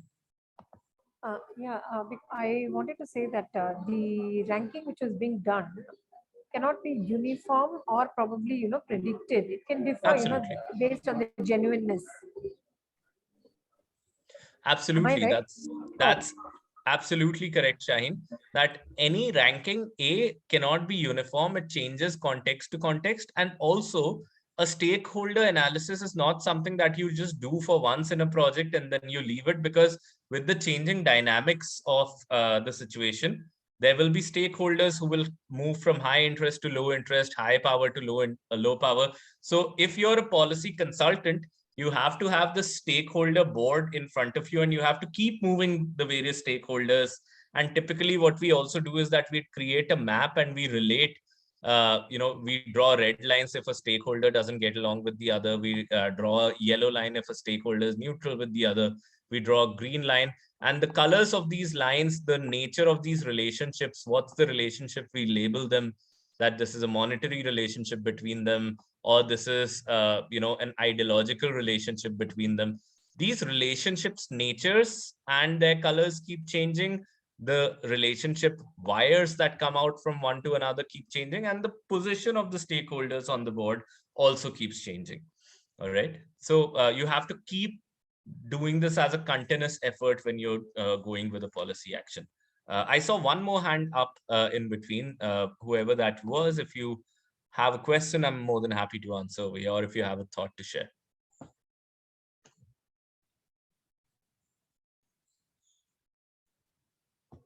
Right. Okay. So now, enough of a lot of this practical stuff. Let's jump into a little bit of theory. And that theory is extremely, extremely important because when we are talking about global commons, it's important now to understand what global commons are. Okay. And we have had a long circuitous route to getting to understand what global commons are. But I wanted to get to some tools first before we get to the problem. So that because problem, you get a lot of people to talk about problems. And this is where I wanted to spend most of my time which is in the tools. Okay, so now my question over here, and you see the answer partially on the screen as well. My question over here is, what are public goods? And we're probably going to have 15 more minutes of discussion over here. And after that, we'll try and move towards the closing of our session. So my question over here is, what are public goods? What is the definition of public goods? What are the features that make a good a public good? Anybody? And wrong answers are also welcome. That's okay. So something that can be that is made for the use of common people. Okay. Yes. Give me an example. Yeah. For example, if I deviate a little from goods rather to say culture. Okay. Say, for example, popular culture. Popular culture was mainly designed for the masses that had differentiated from the elite culture. So this is something we can say this is for. This I is love that sociological perspective. Are you a sociology student? Yes, sir. Go ahead. Yes. So this can be treated as a public good if we are trying to discuss about the same. Okay. And Shaheen is saying that services created for the general public in their welfare. All right. Well, you're partially right. I am sure Professor Dastagir already knows about it, and he actually talked about it, in the introduction. So, but Professor Dastagir, if you want to add something, you can. Well, Professor, this is basically goods, things which are resources which are not privately owned, which are left out for a common use by. And sometimes these resources may also be owned by a set of people who call themselves into a community. And sometimes these resources are owned by a set of people, but then will be used by a large group of people. A large group of people. Sure. And that's a very good definition. Essentially, if you look at it from an economist's perspective, public goods have two features. So any good that meets these two features can be considered a public good. And these two features are non-rivalry and non-excludability. Okay. And what do we mean by those? Non-rivalry essentially, non-excludability essentially means that anything for which you pay, you get it. And you don't pay, you still get it. All right. So you pay, you get that particular good, and if you don't pay, you still get that particular good. So things such as clean air, you pay for it, you get it. You don't pay for it, you still get it. Or things such as national defense, you pay for it, you get it. If you're not paying your taxes, not as if the army is going to say that I'm not going to defend this person hasn't paid taxes. Or if you're poor and you don't even come into the tax bracket, so it's not as if that the military is going to say that we're not going to defend you. Okay, as long as you're a citizen, you do get those benefits. Okay, non-rivalry is that my consumption does not eat into your consumption. Okay, so it's almost like sunlight, that if I'm out there bathing in the sun, trying to absorb some vitamin D, and if you're also outside, your consumption of that sunlight does not eat into the consumption of my sunlight, okay, or the vitamin D or the benefits that I am deriving out of it. So similarly, the security that you feel from a night lamp or a night post, which is there on a dark street in the night, it does not eat into me feeling secure. If I'm also there on the street, it makes us both feel secure. So it's not, a zero-sum game over there. Okay, any good which has these two features, both of them, is a public good. And the way to look at this is that we have 4 types of goods in this world. Broadly, these 4. One are public goods, one are common resource pools, one are private goods, and one are quasi-public goods, which are also called club goods. All right, and public goods are non-rival, non-excludable.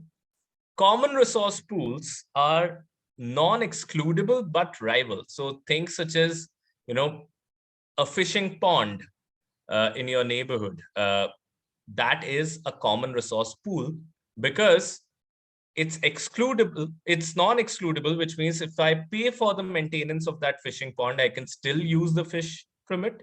If I don't pay for it, I can still use the fish for it because it's just a natural lake or a natural pond, which is there in my vicinity. Okay, but the product is rival because the amount of fish that I eat from it reduces the amount of fish that you eat from it. Okay, and typically common resource pools also have a regenerative capacity. So if you overfish in a particular pond, one day will come where the population balance or the regenerative balance of those fishes in the pond will get disturbed if you overfish beyond a particular level, and one day you'll suddenly find that you have no fish available in the pond. And when you look at issues such as groundwater, because if you look at it, water is a rival, or at least drinkable water, potable water is a rival good. There's about 4% or 3.4 to be precise percent of the total water in the world is potable, and my consumption of that potable water technically reduces the amount of potable water available to you to consume. And water has a regenerative cycle. You remember, that it gets evaporated, gets into the cloud, gets condensed, and comes back to you. So if you overdraw from that water cycle, one day will come that the cycle breaks and you will suddenly have dry rivers, dry ponds, etc., etc. So you would not have enough water available. Okay, so common resource pools are rival but not excludable. And when we are talking about climate change, we are talking about these two on the right half of our chart.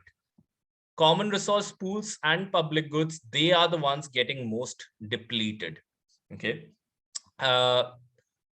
Then we also have this sort of goods called club goods, and also called quasi-public goods. So it's almost like paying money for a club, and then you can play whatever sports you want to play in that particular sports club. An example of that is toll roads. You pay for the toll road. Okay, it's excludable, which means you pay for it, you get it. You don't pay for it, you don't get it. Okay, but it's non-rival, which means that my consumption of that road does not eat into your consumption of that road. I can drive on max speed on a toll road. You can also drive on max speed on a toll road. Or a movie theater where you pay for it, you get to enter the movie theater. You don't pay for it, you don't. So it's excludable.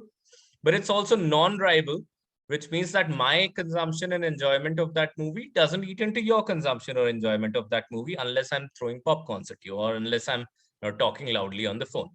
All right. And the final sort of goods are private goods, which are both excludable and rival. Okay. You pay for it, you get it. You don't pay for it, you don't get it. My consumption eats into your consumption. They are private goods, diametrically opposite to the public goods. Now, the challenge that we are facing in this world right now, is that most of the goods, most of the common resource pools and the public goods are gradually turning into private goods. Through various routes, they're gradually turning into private goods. And to close or to come to a closure of our discussion, I'm going to share two stories with you. One story is sort of a fictional one. And another story actually shows how we are depleting these resources and how we are making them private goods with every day that is passing by. And it's a horrific story. Okay, so one story is, and by the way, I have to correct, I used to teach at the San Francisco State University. I teach in other places. Now I don't teach there. So that's a little correction in the bio. But anyway, the story is from San Francisco State University. I created the story there that after coming from my class, I would take a metro, a metro rail underground.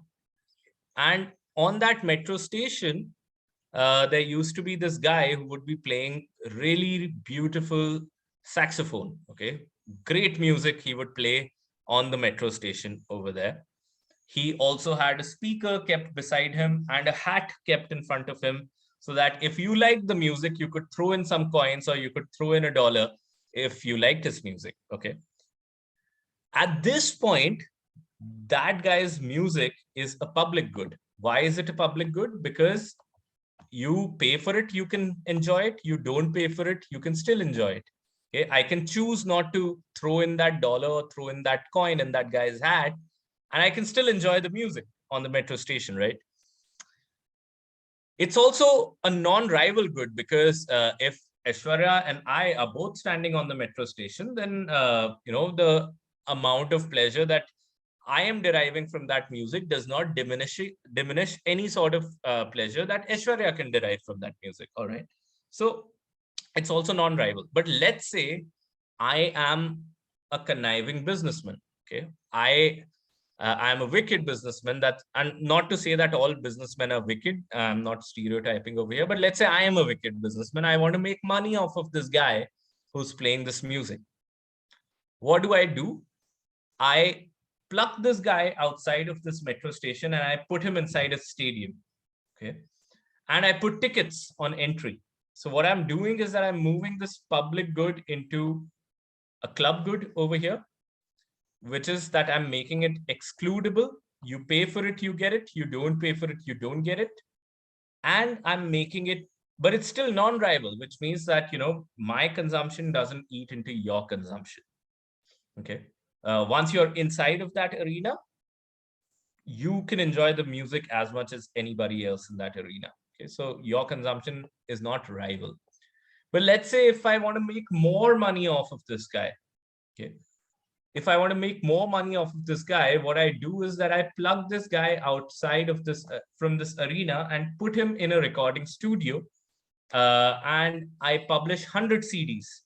And gone are the days of CDs, of course, but for the sake of our argument, I publish 100 CDs and I put a label on it that you're not allowed to distribute it freely. You're not allowed to publicly play it without buying the rights. You're not allowed to do anything, which means that typically one person, let's assume, can only hear that music on their earphones. And there are only 100 CDs available. So every time a person buys the CD, there's fewer quantities available. The price also goes up. So it's excludable. It's also rival because my consumption is leaving fewer CDs for you. So my consumption is eating into your consumption. Okay. And that way, what I've done is that I've converted that really innocent public good into a pure private good. Okay. That's the imaginary story. The real story over here is that that's already happening with water, that's already happening with clean air. And if you have an air purifier in your room, which some of you might have encountered, especially if you're living in Delhi, or if you're drinking packaged drinking water, all your Bisleries, Kinley, whatever, you've already turned water and air into a private good. Funnily enough, even for air, a lot of people say that, okay, air purifiers, some people are buying it. I also funnily see that on the airports and in some places that I've visited, even on Amazon, people are selling fresh air from the Himalayas, from the Alps, etc. You can literally buy that cylinder which has a mask on it. It's ridiculous as an idea to me, but it's happening. We are gradually privatizing all of these common resource pools and public goods. In terms of air, what's also happening is that as developing countries, when we are, polluting the environment so much, and because we have an imperative to develop on the back of coal and develop on the back of natural gas, what we're doing is that we're polluting the environment so much for the sake of our economic development. And let's say 10 years down the line, all your Himalayas, all your Northeast, etc., would even not have the clean air that you desire. But God forbid you have a person who has a lung infection or some issue where you have to survive, breathe clean air. Where you're going to go? You're going to go to the developed countries, which is Switzerland, Germany, etc., where you can find clean air.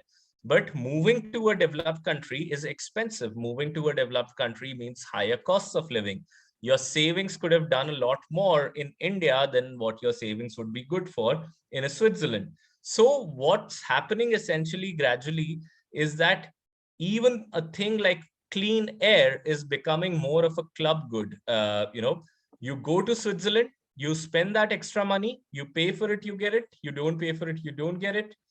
And once you're there, then it's okay. Your consumption doesn't eat into anybody else's consumption. But at least we are moving rapidly with clean air, to being a club good. And perhaps, with your air purifiers, etc., clean air also becoming a pure private good. Why is this happening, though? Why is this happening? It's happening because of this particular part of the equation. You pay for something, you get it. You don't pay for something, you still get it. So as rational human beings, we would want to free ride. We would want to not pay for it and still get it. Okay. And how do you come out of that? How do you, solve for some of these things? There are essentially 4 solutions. I'm not going to get into this because that is a whole lecture with a lot of game theory in it. But broadly, the 4 solutions is that A, and this is a prisoner's dilemma game that you're part of, because you would not want to stop free riding because others are not wanting to stop free ride. You would, I'll just skip over some of that part because that's detailed. I have my lectures on YouTube and you can look me up and you can go through the game theory lecture. But strategies to escape the prisoner's dilemma. One is carrots and sticks, which is that you impose punishments, you give rewards. That's the most simple, but a very inefficient way of dealing with things. Another is that you make infinite games. And that's the whole logic behind some of the religious texts like Gita as well, that you're going to be reincarnated. So you're in a way in an infinite game. So which means that there is no point of doing bad to somebody because they are going to come back and do bad to you. And eventually you're going to be stuck in that equilibrium where you both are doing bad with each other. It happens with countries as well. So UK and France were the worst of enemies for the whole of the medieval times, but then they became the best of friends in the industrialized world because they realized that they're in an infinite game. They would not be able to destroy each other. As long as 2 rival countries have this notion that we'd be able to destroy each other, they are not in an infinite game. They are in a finite game, and they can backwards calculate that this person is going to cheat me in the last round of the game. So I will cheat this person in the second last round. So the other thinks that, okay, then I will cheat this person in the third last, and so on and so forth. They keep cheating each other from the first round itself. Okay. So the second strategy beyond carrot and sticks is infinite games, create a sense of infinity. The third strategy is common resource pools, not going to get into, or institutions, not going to get too much into it, but essentially a rule-based order and making information transparent, bridging information asymmetries. There's a whole logic to it, but that's the way that, again, watch my, videos on YouTube, etc. You'd find the whole logic behind it. But the idea over here is that you bridge information gaps and you'd be able to bring about cooperation behind these things. And that's what most of your UN, WHO, etc. They do. And then the last one is make cooperation really, really lucrative. So make action towards climate change, and that's what I'm calling cooperation right now, profitable. We are talking about sustainable development goals these days, almost as, and there's a whole game theoretical argument to it, which I'm not getting into right now. But the whole sustainable development narrative right now is centered around degrowth, or we are thinking about sustainable development in terms of that, okay, we need to develop, but we will probably never have as much to consume or as much luxuries or as much comfort or as much welfare as we've had earlier. So sustainable development sounds like something which is slow, which is a compromise, which needs a lot of self-discipline. I think there's a huge way to rebrand sustainable development psychologically and also financially. Psychologically, you need to position it in a way that if you go the sustainable route versus the non-sustainable route, the sustainable route will give you so much welfare that you've never had it so good in the past. The moment you start pitching sustainable development from those lenses that, we in a sustainable world, we'd have, it's so good that, never you invest $100 in coal and you invest $100 in, clean tech would probably give you $1,000 in a year and coal would probably give you just $200. Okay. So when you have that sort of a scenario, also financially, because subsidies and rewards can help in this, that when you create a situation that, people who want to take the sustainable route are just benefiting disproportionately, even if others are taking the non-sustainable. So it's not like, the littering problem that I would not do it because others are not doing it. It becomes a problem that even if others are not doing it, I am benefiting by not doing it. Okay? Or I'm benefiting by doing something else. You change that game to that level and you start seeing a new sort of an equilibrium. And no, we did not get into the whole concept of Nash equilibrium and prisoner's dilemma. So again, watch the videos. But the idea is that once you go to that, then you create a scenario where, you find more policy action towards sustainability. So eventually, 4 broad strategies. One is carrots and sticks, reward and punish. That's inefficient. It needs a lot of government capacity. The second is infinite games. The third is, so infinite games also means that you have to stop saying that by 2030, we're all going to die. By 2031, we're all going to die. Because when you have a 2030 deadline, then if I'm a polluter, if I'm going to think that, okay, 2029, others are going to pollute, even if I don't pollute 2029, others are still polluting, we are still dying. So I'm going to start polluting in 28 only because I don't want to pay that extra cost for no benefit.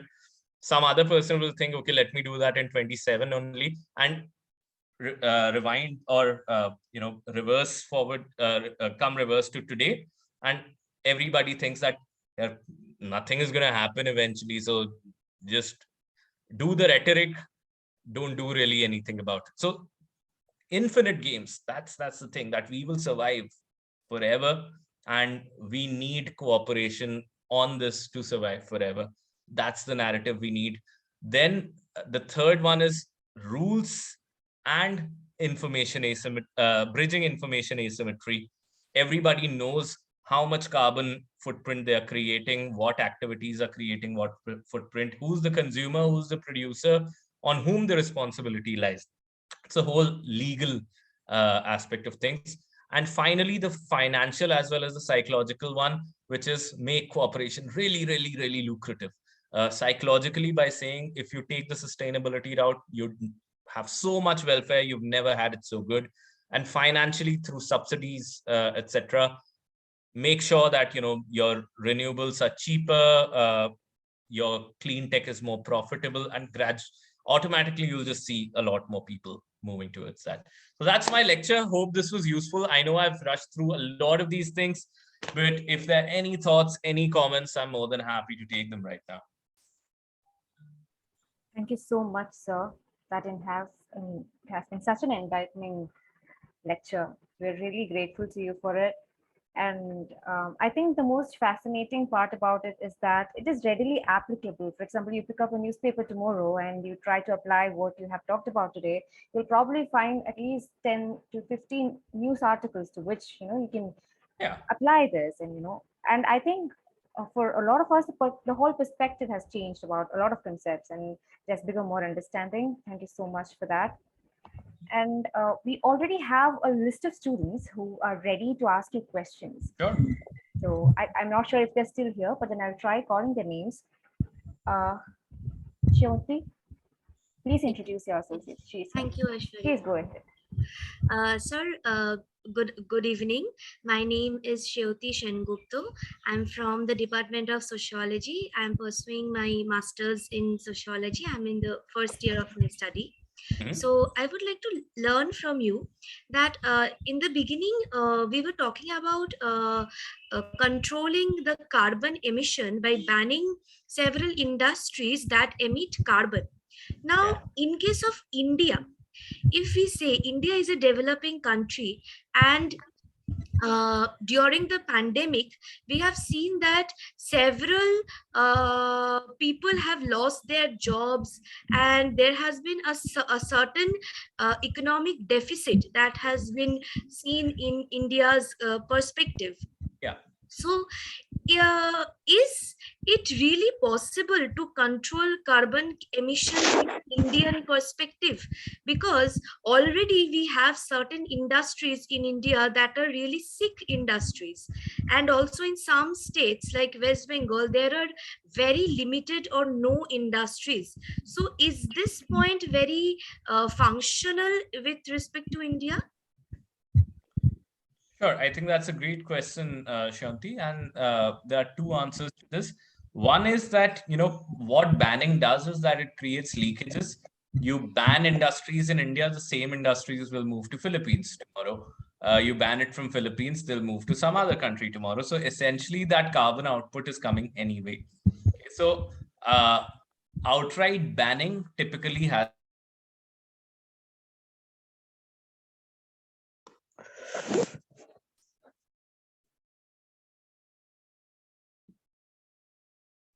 I do apologize on Arpit's bad connection issue, but this lecture has been super fun for all of us. And as you can see, Arpit is just facing some terrible network issues right now, but I have dropped him a text to join in whenever he can.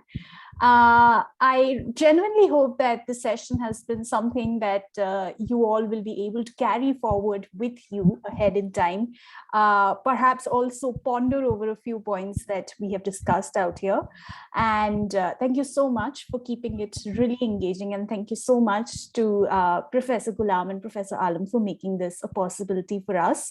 For the students, let me just announce it again as part of my duty that I have circulated the feedback / certificate form by way of a Google form here on the chat box. So please do make sure that you fill that up, because we would love to hear your thoughts about this session here. Aside from that, the GPODS Fellowship, the summer cohort is something that we have recently announced. And in case you wish to make your summer vacation a really fruitful one by understanding and delving into the aspects of policy making, sustainability, and international diplomacy, then I'm sure that this is the program that you should be applying for. So do check out our website as well. I give it back to Professor Ghulam to end this officially. Thank you, ma'am. Yes. So And we'll be happy to take some questions for Arpit as well, which we can, of course, send it over to him. And I'm sure that he's going to reply back to them. Hi guys, I'm so sorry we had an internet outage. Did you get the answer for the last question that you asked? Or No, did sir. it get frozen? No, sir. Actually, the network, you were facing network. Okay, I'll very quickly answer that in the interest of time.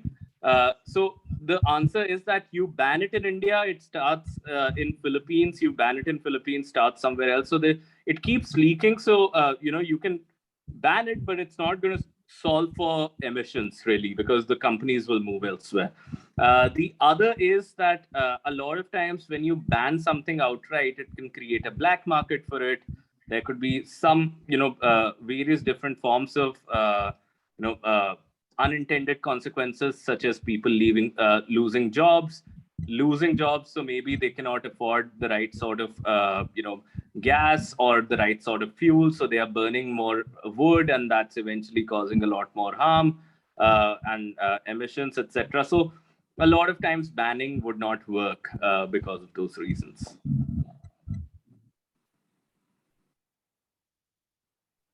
Professor Narayan, I see that you have something to add here.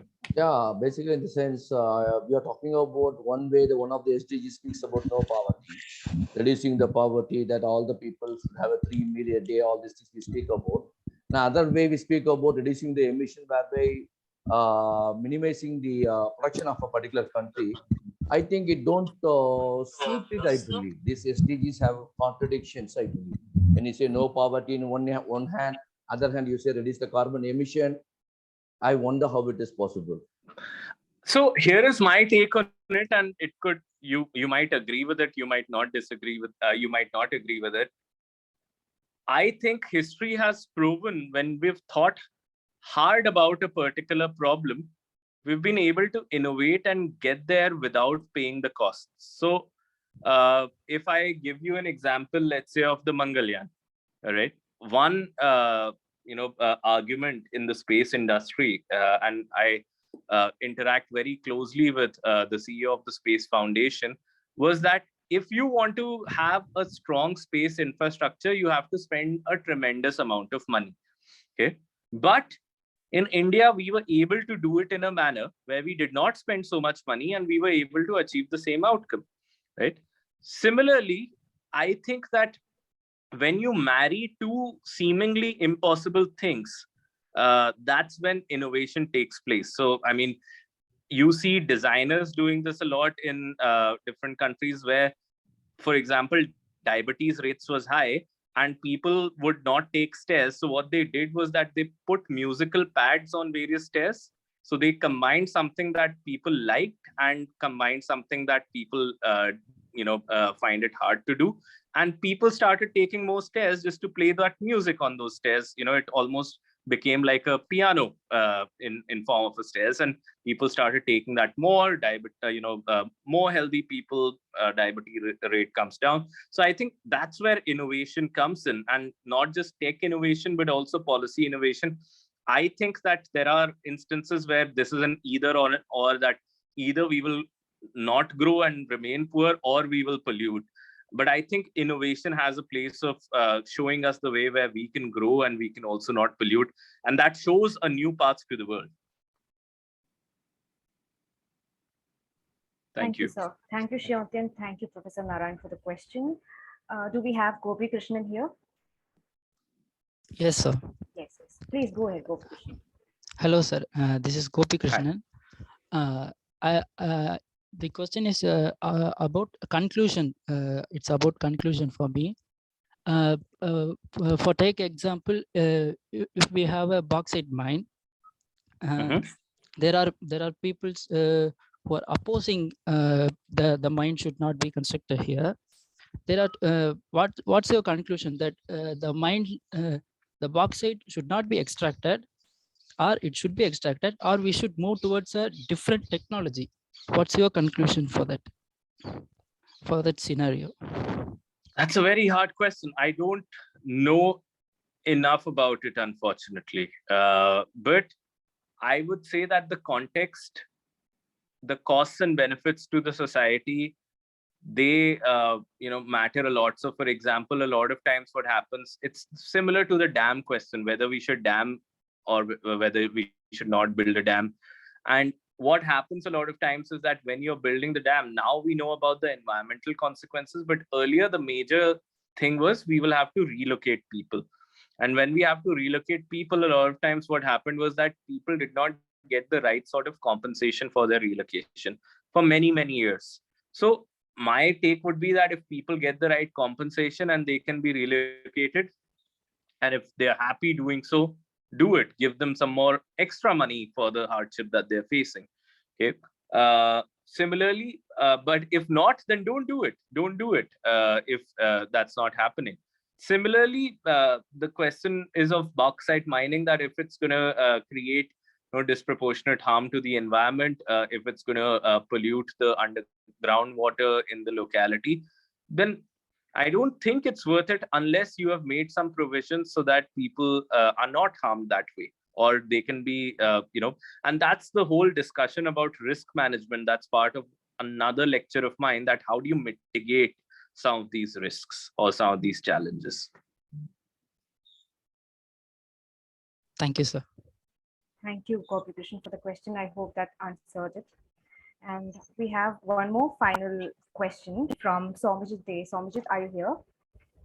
Yes, I am. Am I audible? Yes, you are. Sir, actually, I have a question, perhaps very vague. I'm not able to articulate it. Right. The mass sterilization drive happened in 1976, which was, directly planned for family planning, right? Somewhat we can infer from that instance that only, implementing government policies vaguely won't be effective, right? Yeah. So my question is, how do we how do we implement, or how do we embed those sustainable development goals into the social reality? Like we consider incest as taboo because it is harmful, right? Yeah. So how do we make that sustainable development goals embedded into the consciousness of people? Okay, that's a brilliant question. And I think it's also very well articulated. The answer to that is that, what I feel is, you've pointed it out rightly, that just by making a government policy doesn't change anything. And that's the whole thing about badly designed policies, because badly designed policies, they assume in game theoretical terms that just because there's a policy, that's going to change people's game of life. So if there is a policy that people have to pay for their electricity meters, then people will abide by sticking to the meter, and they would not put all of those chumbaks and the magnet that people would earlier put to save up on some money so that the meter reading does not go up. People's games are always defined by game theoretical or cost benefit considerations, and a good policy is that which takes all of these situations in mind. And that's, again, I encourage you to take a look, and we can perhaps send you a video of my game theory lecture where you need to design the policy in a manner that it changes people's game of life. Similar thing is with corruption, because corruption is punishable by law, but earlier the idea was that if you took a bribe and taking a bribe was illegal and giving a bribe was illegal. But what used to happen is that once that transaction has taken place, an agreement has taken place, then the bribe giver will not report, the bribe taker will not report, because both of them are illegal. Now, later on, during UPA 1, towards the end of UPA 1, what was changed is that, giving bribes was not illegal, taking bribes was illegal. And that changed things in a manner that if you give a bribe and the other person takes it, then you have an incentive to go and report, because reporting now does not really, hold you liable to punishment. So that's essentially just how you design the policy to change the game of people's life. And that's the whole discipline for that is game theory. Finally, I don't think that the cultural aspect, I think the cultural aspect is useful, but it's also limited. In India, we call Ganga as Ma. In India, we pray to the forest, but we pollute it nevertheless, right? So embedding it into the culture has not really done the trick for us. So I add something to what you have discussed. Sure. So basically the question from Ajit about this adoption of family planning, we have to take a comparison. What happened in China? All right. So if it is policy and implementation and people's participation in that, how it is being implemented is not really the thing that is to be considered, but it's also the element of enforcement. Yeah. Enforcement. So I would like to suggest, without taking much time, I would like to suggest students to read Michel Foucault's Governmentality, which talks about subject formation, through which citizens are subjects who are made to incorporate the value systems incorporated by the policy insights, and then are accordingly required to behave, though they are autonomous, but they gain control through the government initiatives, through new formulations that we have seen through what we have now, demonetization, GST, etc. These are the new formulations. I think it can be taken forward in the form of climate governance. It is true because lecture about this is about governance, formulation of rules, not only rules, formulation of rules, implementation of rules, and enforcement of rules. That makes the governance. Thank you so much. Thank you so much. Thank you so much, Professor Daski. Thank you, sir. So we have 2 more people with the raised Okay, we'll hands. just take them very quickly, please, because I'd have to jump onto other meetings. But can we have both the questions together and then I'll answer them together?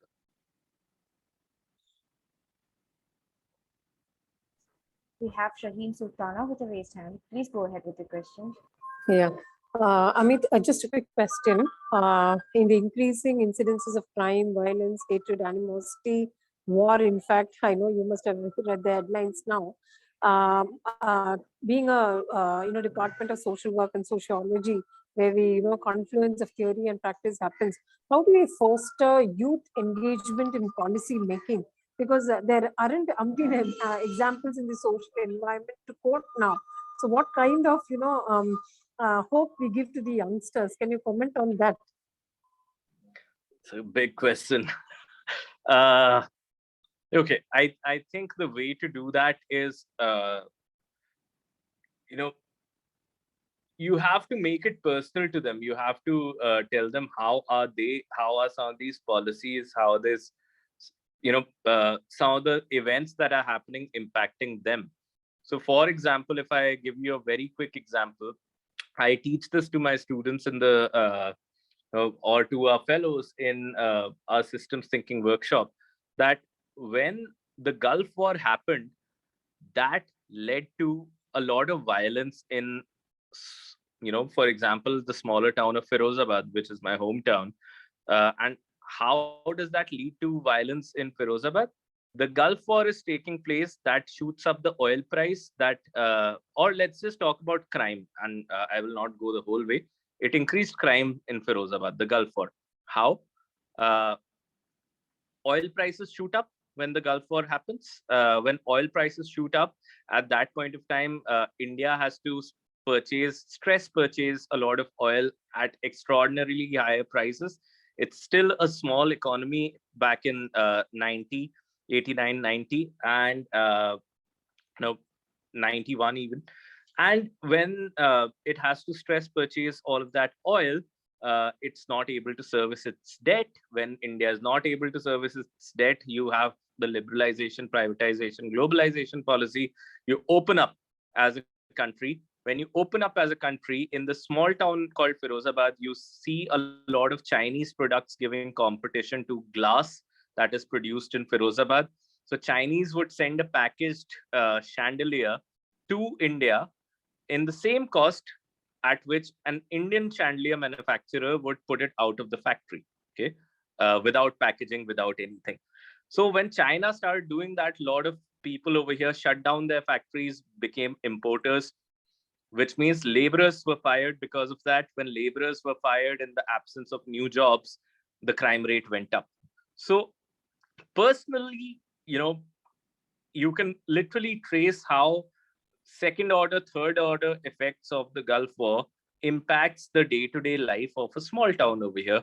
And I think that's one way to root it in the experience of the youth, that whatever is happening, the Ukraine crisis, which is happening right now, that's going to impact India. It's not as if you're not going to be impacted by it.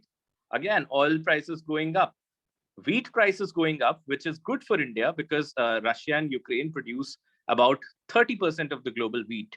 And India is a wheat producer. Now, when the world has lesser of wheat because they are engaged in a war, India will fill in the gap, hopefully. So it's all, interlinked, and tracing those linkages is very important, I believe. I think one more question and then I could leave perhaps. So I have a question. There's this perspective amongst environmentalists that Shankar sir has tried to put out consistently throughout here, that the development of developing nations are dependent on polluting, and there's this counteraction to this perspective that says that developing nations, in order to boost their economies, do not need to depend on the same measures of same resources that cause so much pollution, such as coal and other resources, because we have come forward in science over the course of time to have the other resources that we could use to build on the economies. Now, you discussed in the beginning of this session that one way could be incentives provided by developed countries for these developing countries to shift to other resources such as nuclear energy or similar sorts. What if the first thing, this investment or incentivization does not take place? What it other will not models take place in all likelihood. I still agree with the second perspective that with the technology which is available right now, and that technology, for example, EVs becoming cheaper by the day, and even other sort of renewables becoming cheaper by the day, we don't have to walk the same paths that the others had walked. So, for example, the same thing is with the great power competition, right? That earlier, when you look at earlier sorts of competition, whoever had the greatest military would win the great power competition. Okay, but you look at the Cold War and you see that Russia lost out not because it had any less military, but Russia lost out because they were not able to manage their economy very well. So it was a geo-economic rather than a geopolitical loss or a geo-military loss. Okay. So which means that the world changes, but if you're playing by the same playbook of an older world and thinking that the world is going to respond in the same manner, then your plan is going to fail. With a new world, you have to also change your plan. So it's not as if, that's being fatalistic. And I think a lot of times, in our country and globally in the world as well, there's a huge commitment to fatalism that pehle development वैसे हुआ है, if the development is taking place like that earlier, this is the only way to get there. And I don't think that's true. There's just so many different routes to reach the same destination. Yeah, so my question was that if the first model of incentivization does not work, if that doesn't work, then what's the going to other work? models? If that doesn't work, then perhaps what's going to work is nations, individual nations, our country subsidizing other forms of energy, and finding newer income sources elsewhere which will subsidize this energy. So find money elsewhere, subsidize this, eventually making the renewables more profitable, and more people start rushing into renewables, and then you have a lot of that capacity to produce energy. Not just subsidization, technology and the development of technology is anyway going to make some of these things cheaper, hopefully. So probably we will come to a position where we are really not in need of asking for money, but we have other sort of scientific, innovative and financial tools to just make this a lot more prevalent than our carbon burning, emitting ways of using energy right now. Thank you, sir. Thank you, sir, and thank you, Shreyan, for the question. So we also had a feedback session planned, but then I see that you have got time constraints, so I think they will write to you instead. Please. Yes, I think that would be better for now. So instead, we will directly jump to our vote of thanks. Sure. So may I request Dr. Iftekhar Alam, Assistant Professor, Department of Social Work, Pondicherry University, and the co-convener of a workshop to deliver the vote of thanks. So please. Thank you, Aishwarya. At the outset, I, on behalf of the Department of Sociology and the Department of Social Work, convey my sincere gratitude to the Pondicherry University Authority, our Honorable Vice Chancellor, Dean, for approving the program and providing us all support for the conduct of the event. I deemed it my privilege to convey my heartfelt gratitude to the Global Policy Insights, New Delhi, for collaborating with us in organizing this successful event. My special thanks to the dignitaries who graced the occasion and enlightened us with their discourse. First of all, let me convey my sincere gratitude to Professor Bibi Mohanty, esteemed Dean, School of Social Sciences and International Studies, Pondicherry University, for being our incessant source of support and guidance. Sir has been kind to extend his consent regarding the conduct of this event in short notice. Thank you, sir. And I take this opportunity to express my profound gratitude to the resource person, Mr. Arpit Chaturvedi, co-founder and CEO of Global Policy Insights. With his extensive experience in the field of sustainable development, climate governance, global commons, and its policy making, his organization has been marching ahead in addressing the issues at national and global level, in collaboration with many reputed institutes worldwide. Sir, your talk was very engrossing, enlightening, and thought-provoking, and highly interactive. I'm sure all of us are sensitized to a great deal on the contemporary issues related to sustainability, climate change, diverse aspect of policy initiatives, resource mobilization, utilization, stakeholders analysis, infinite games, and many more like this. So thank you for joining us as a resource person, and we look forward to your association in future as well. I'm highly elated to express my thanks to Dr. K. Anbu, Head Department of Social Work, Pondicherry University, for gracing this occasion, who rightly set the tone by welcoming the eminent dignitaries.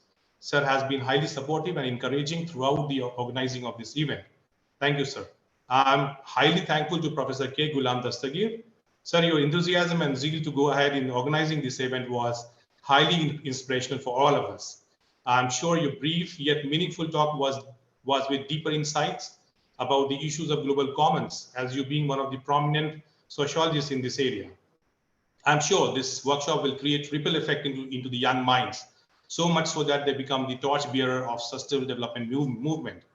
Thank you for organizing this highly relevant workshop. And yes, organizing this event would not be possible without the contribution and unending support of the faculty members of the Department of Sociology and the Department of Social Work, Pondicherry University.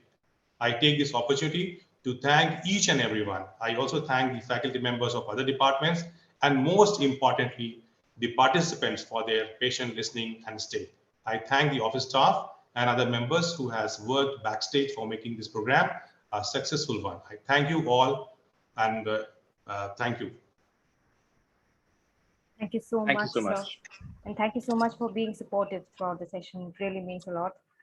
And now, to rightly end it, Kumar Anupam will play the national anthem. I request everybody to raise to pay your respects.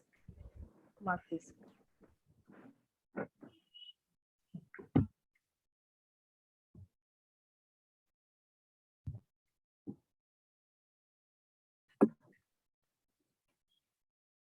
अधिनायक जय हे भारत भाग्य विधाता पंजाब सिंध गुजरात मराठा द्राविड उत्कल बंगा विंध्य हिमाचल यमुना गंगा उज्जल जलधि तरंगा तव शुभ नामे जागे तव शुभ आशीष मांगे गाहे तव जय गाथा जन गण मंगल दायक जय हे भारत भाग्य विधाता जय हे जय हे जय हे जय जय जय जय हे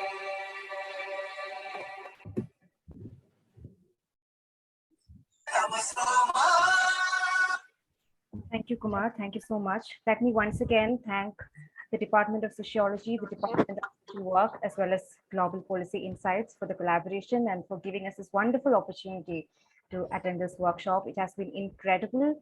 Thank you so much, everyone, and thank you so much, participants, for sticking with us for until now. And we really hope to conduct many more such events in future and have such wonderful collaborations. Thank you so much, everyone, and have a great evening. Thank you. Bye-bye. Bye.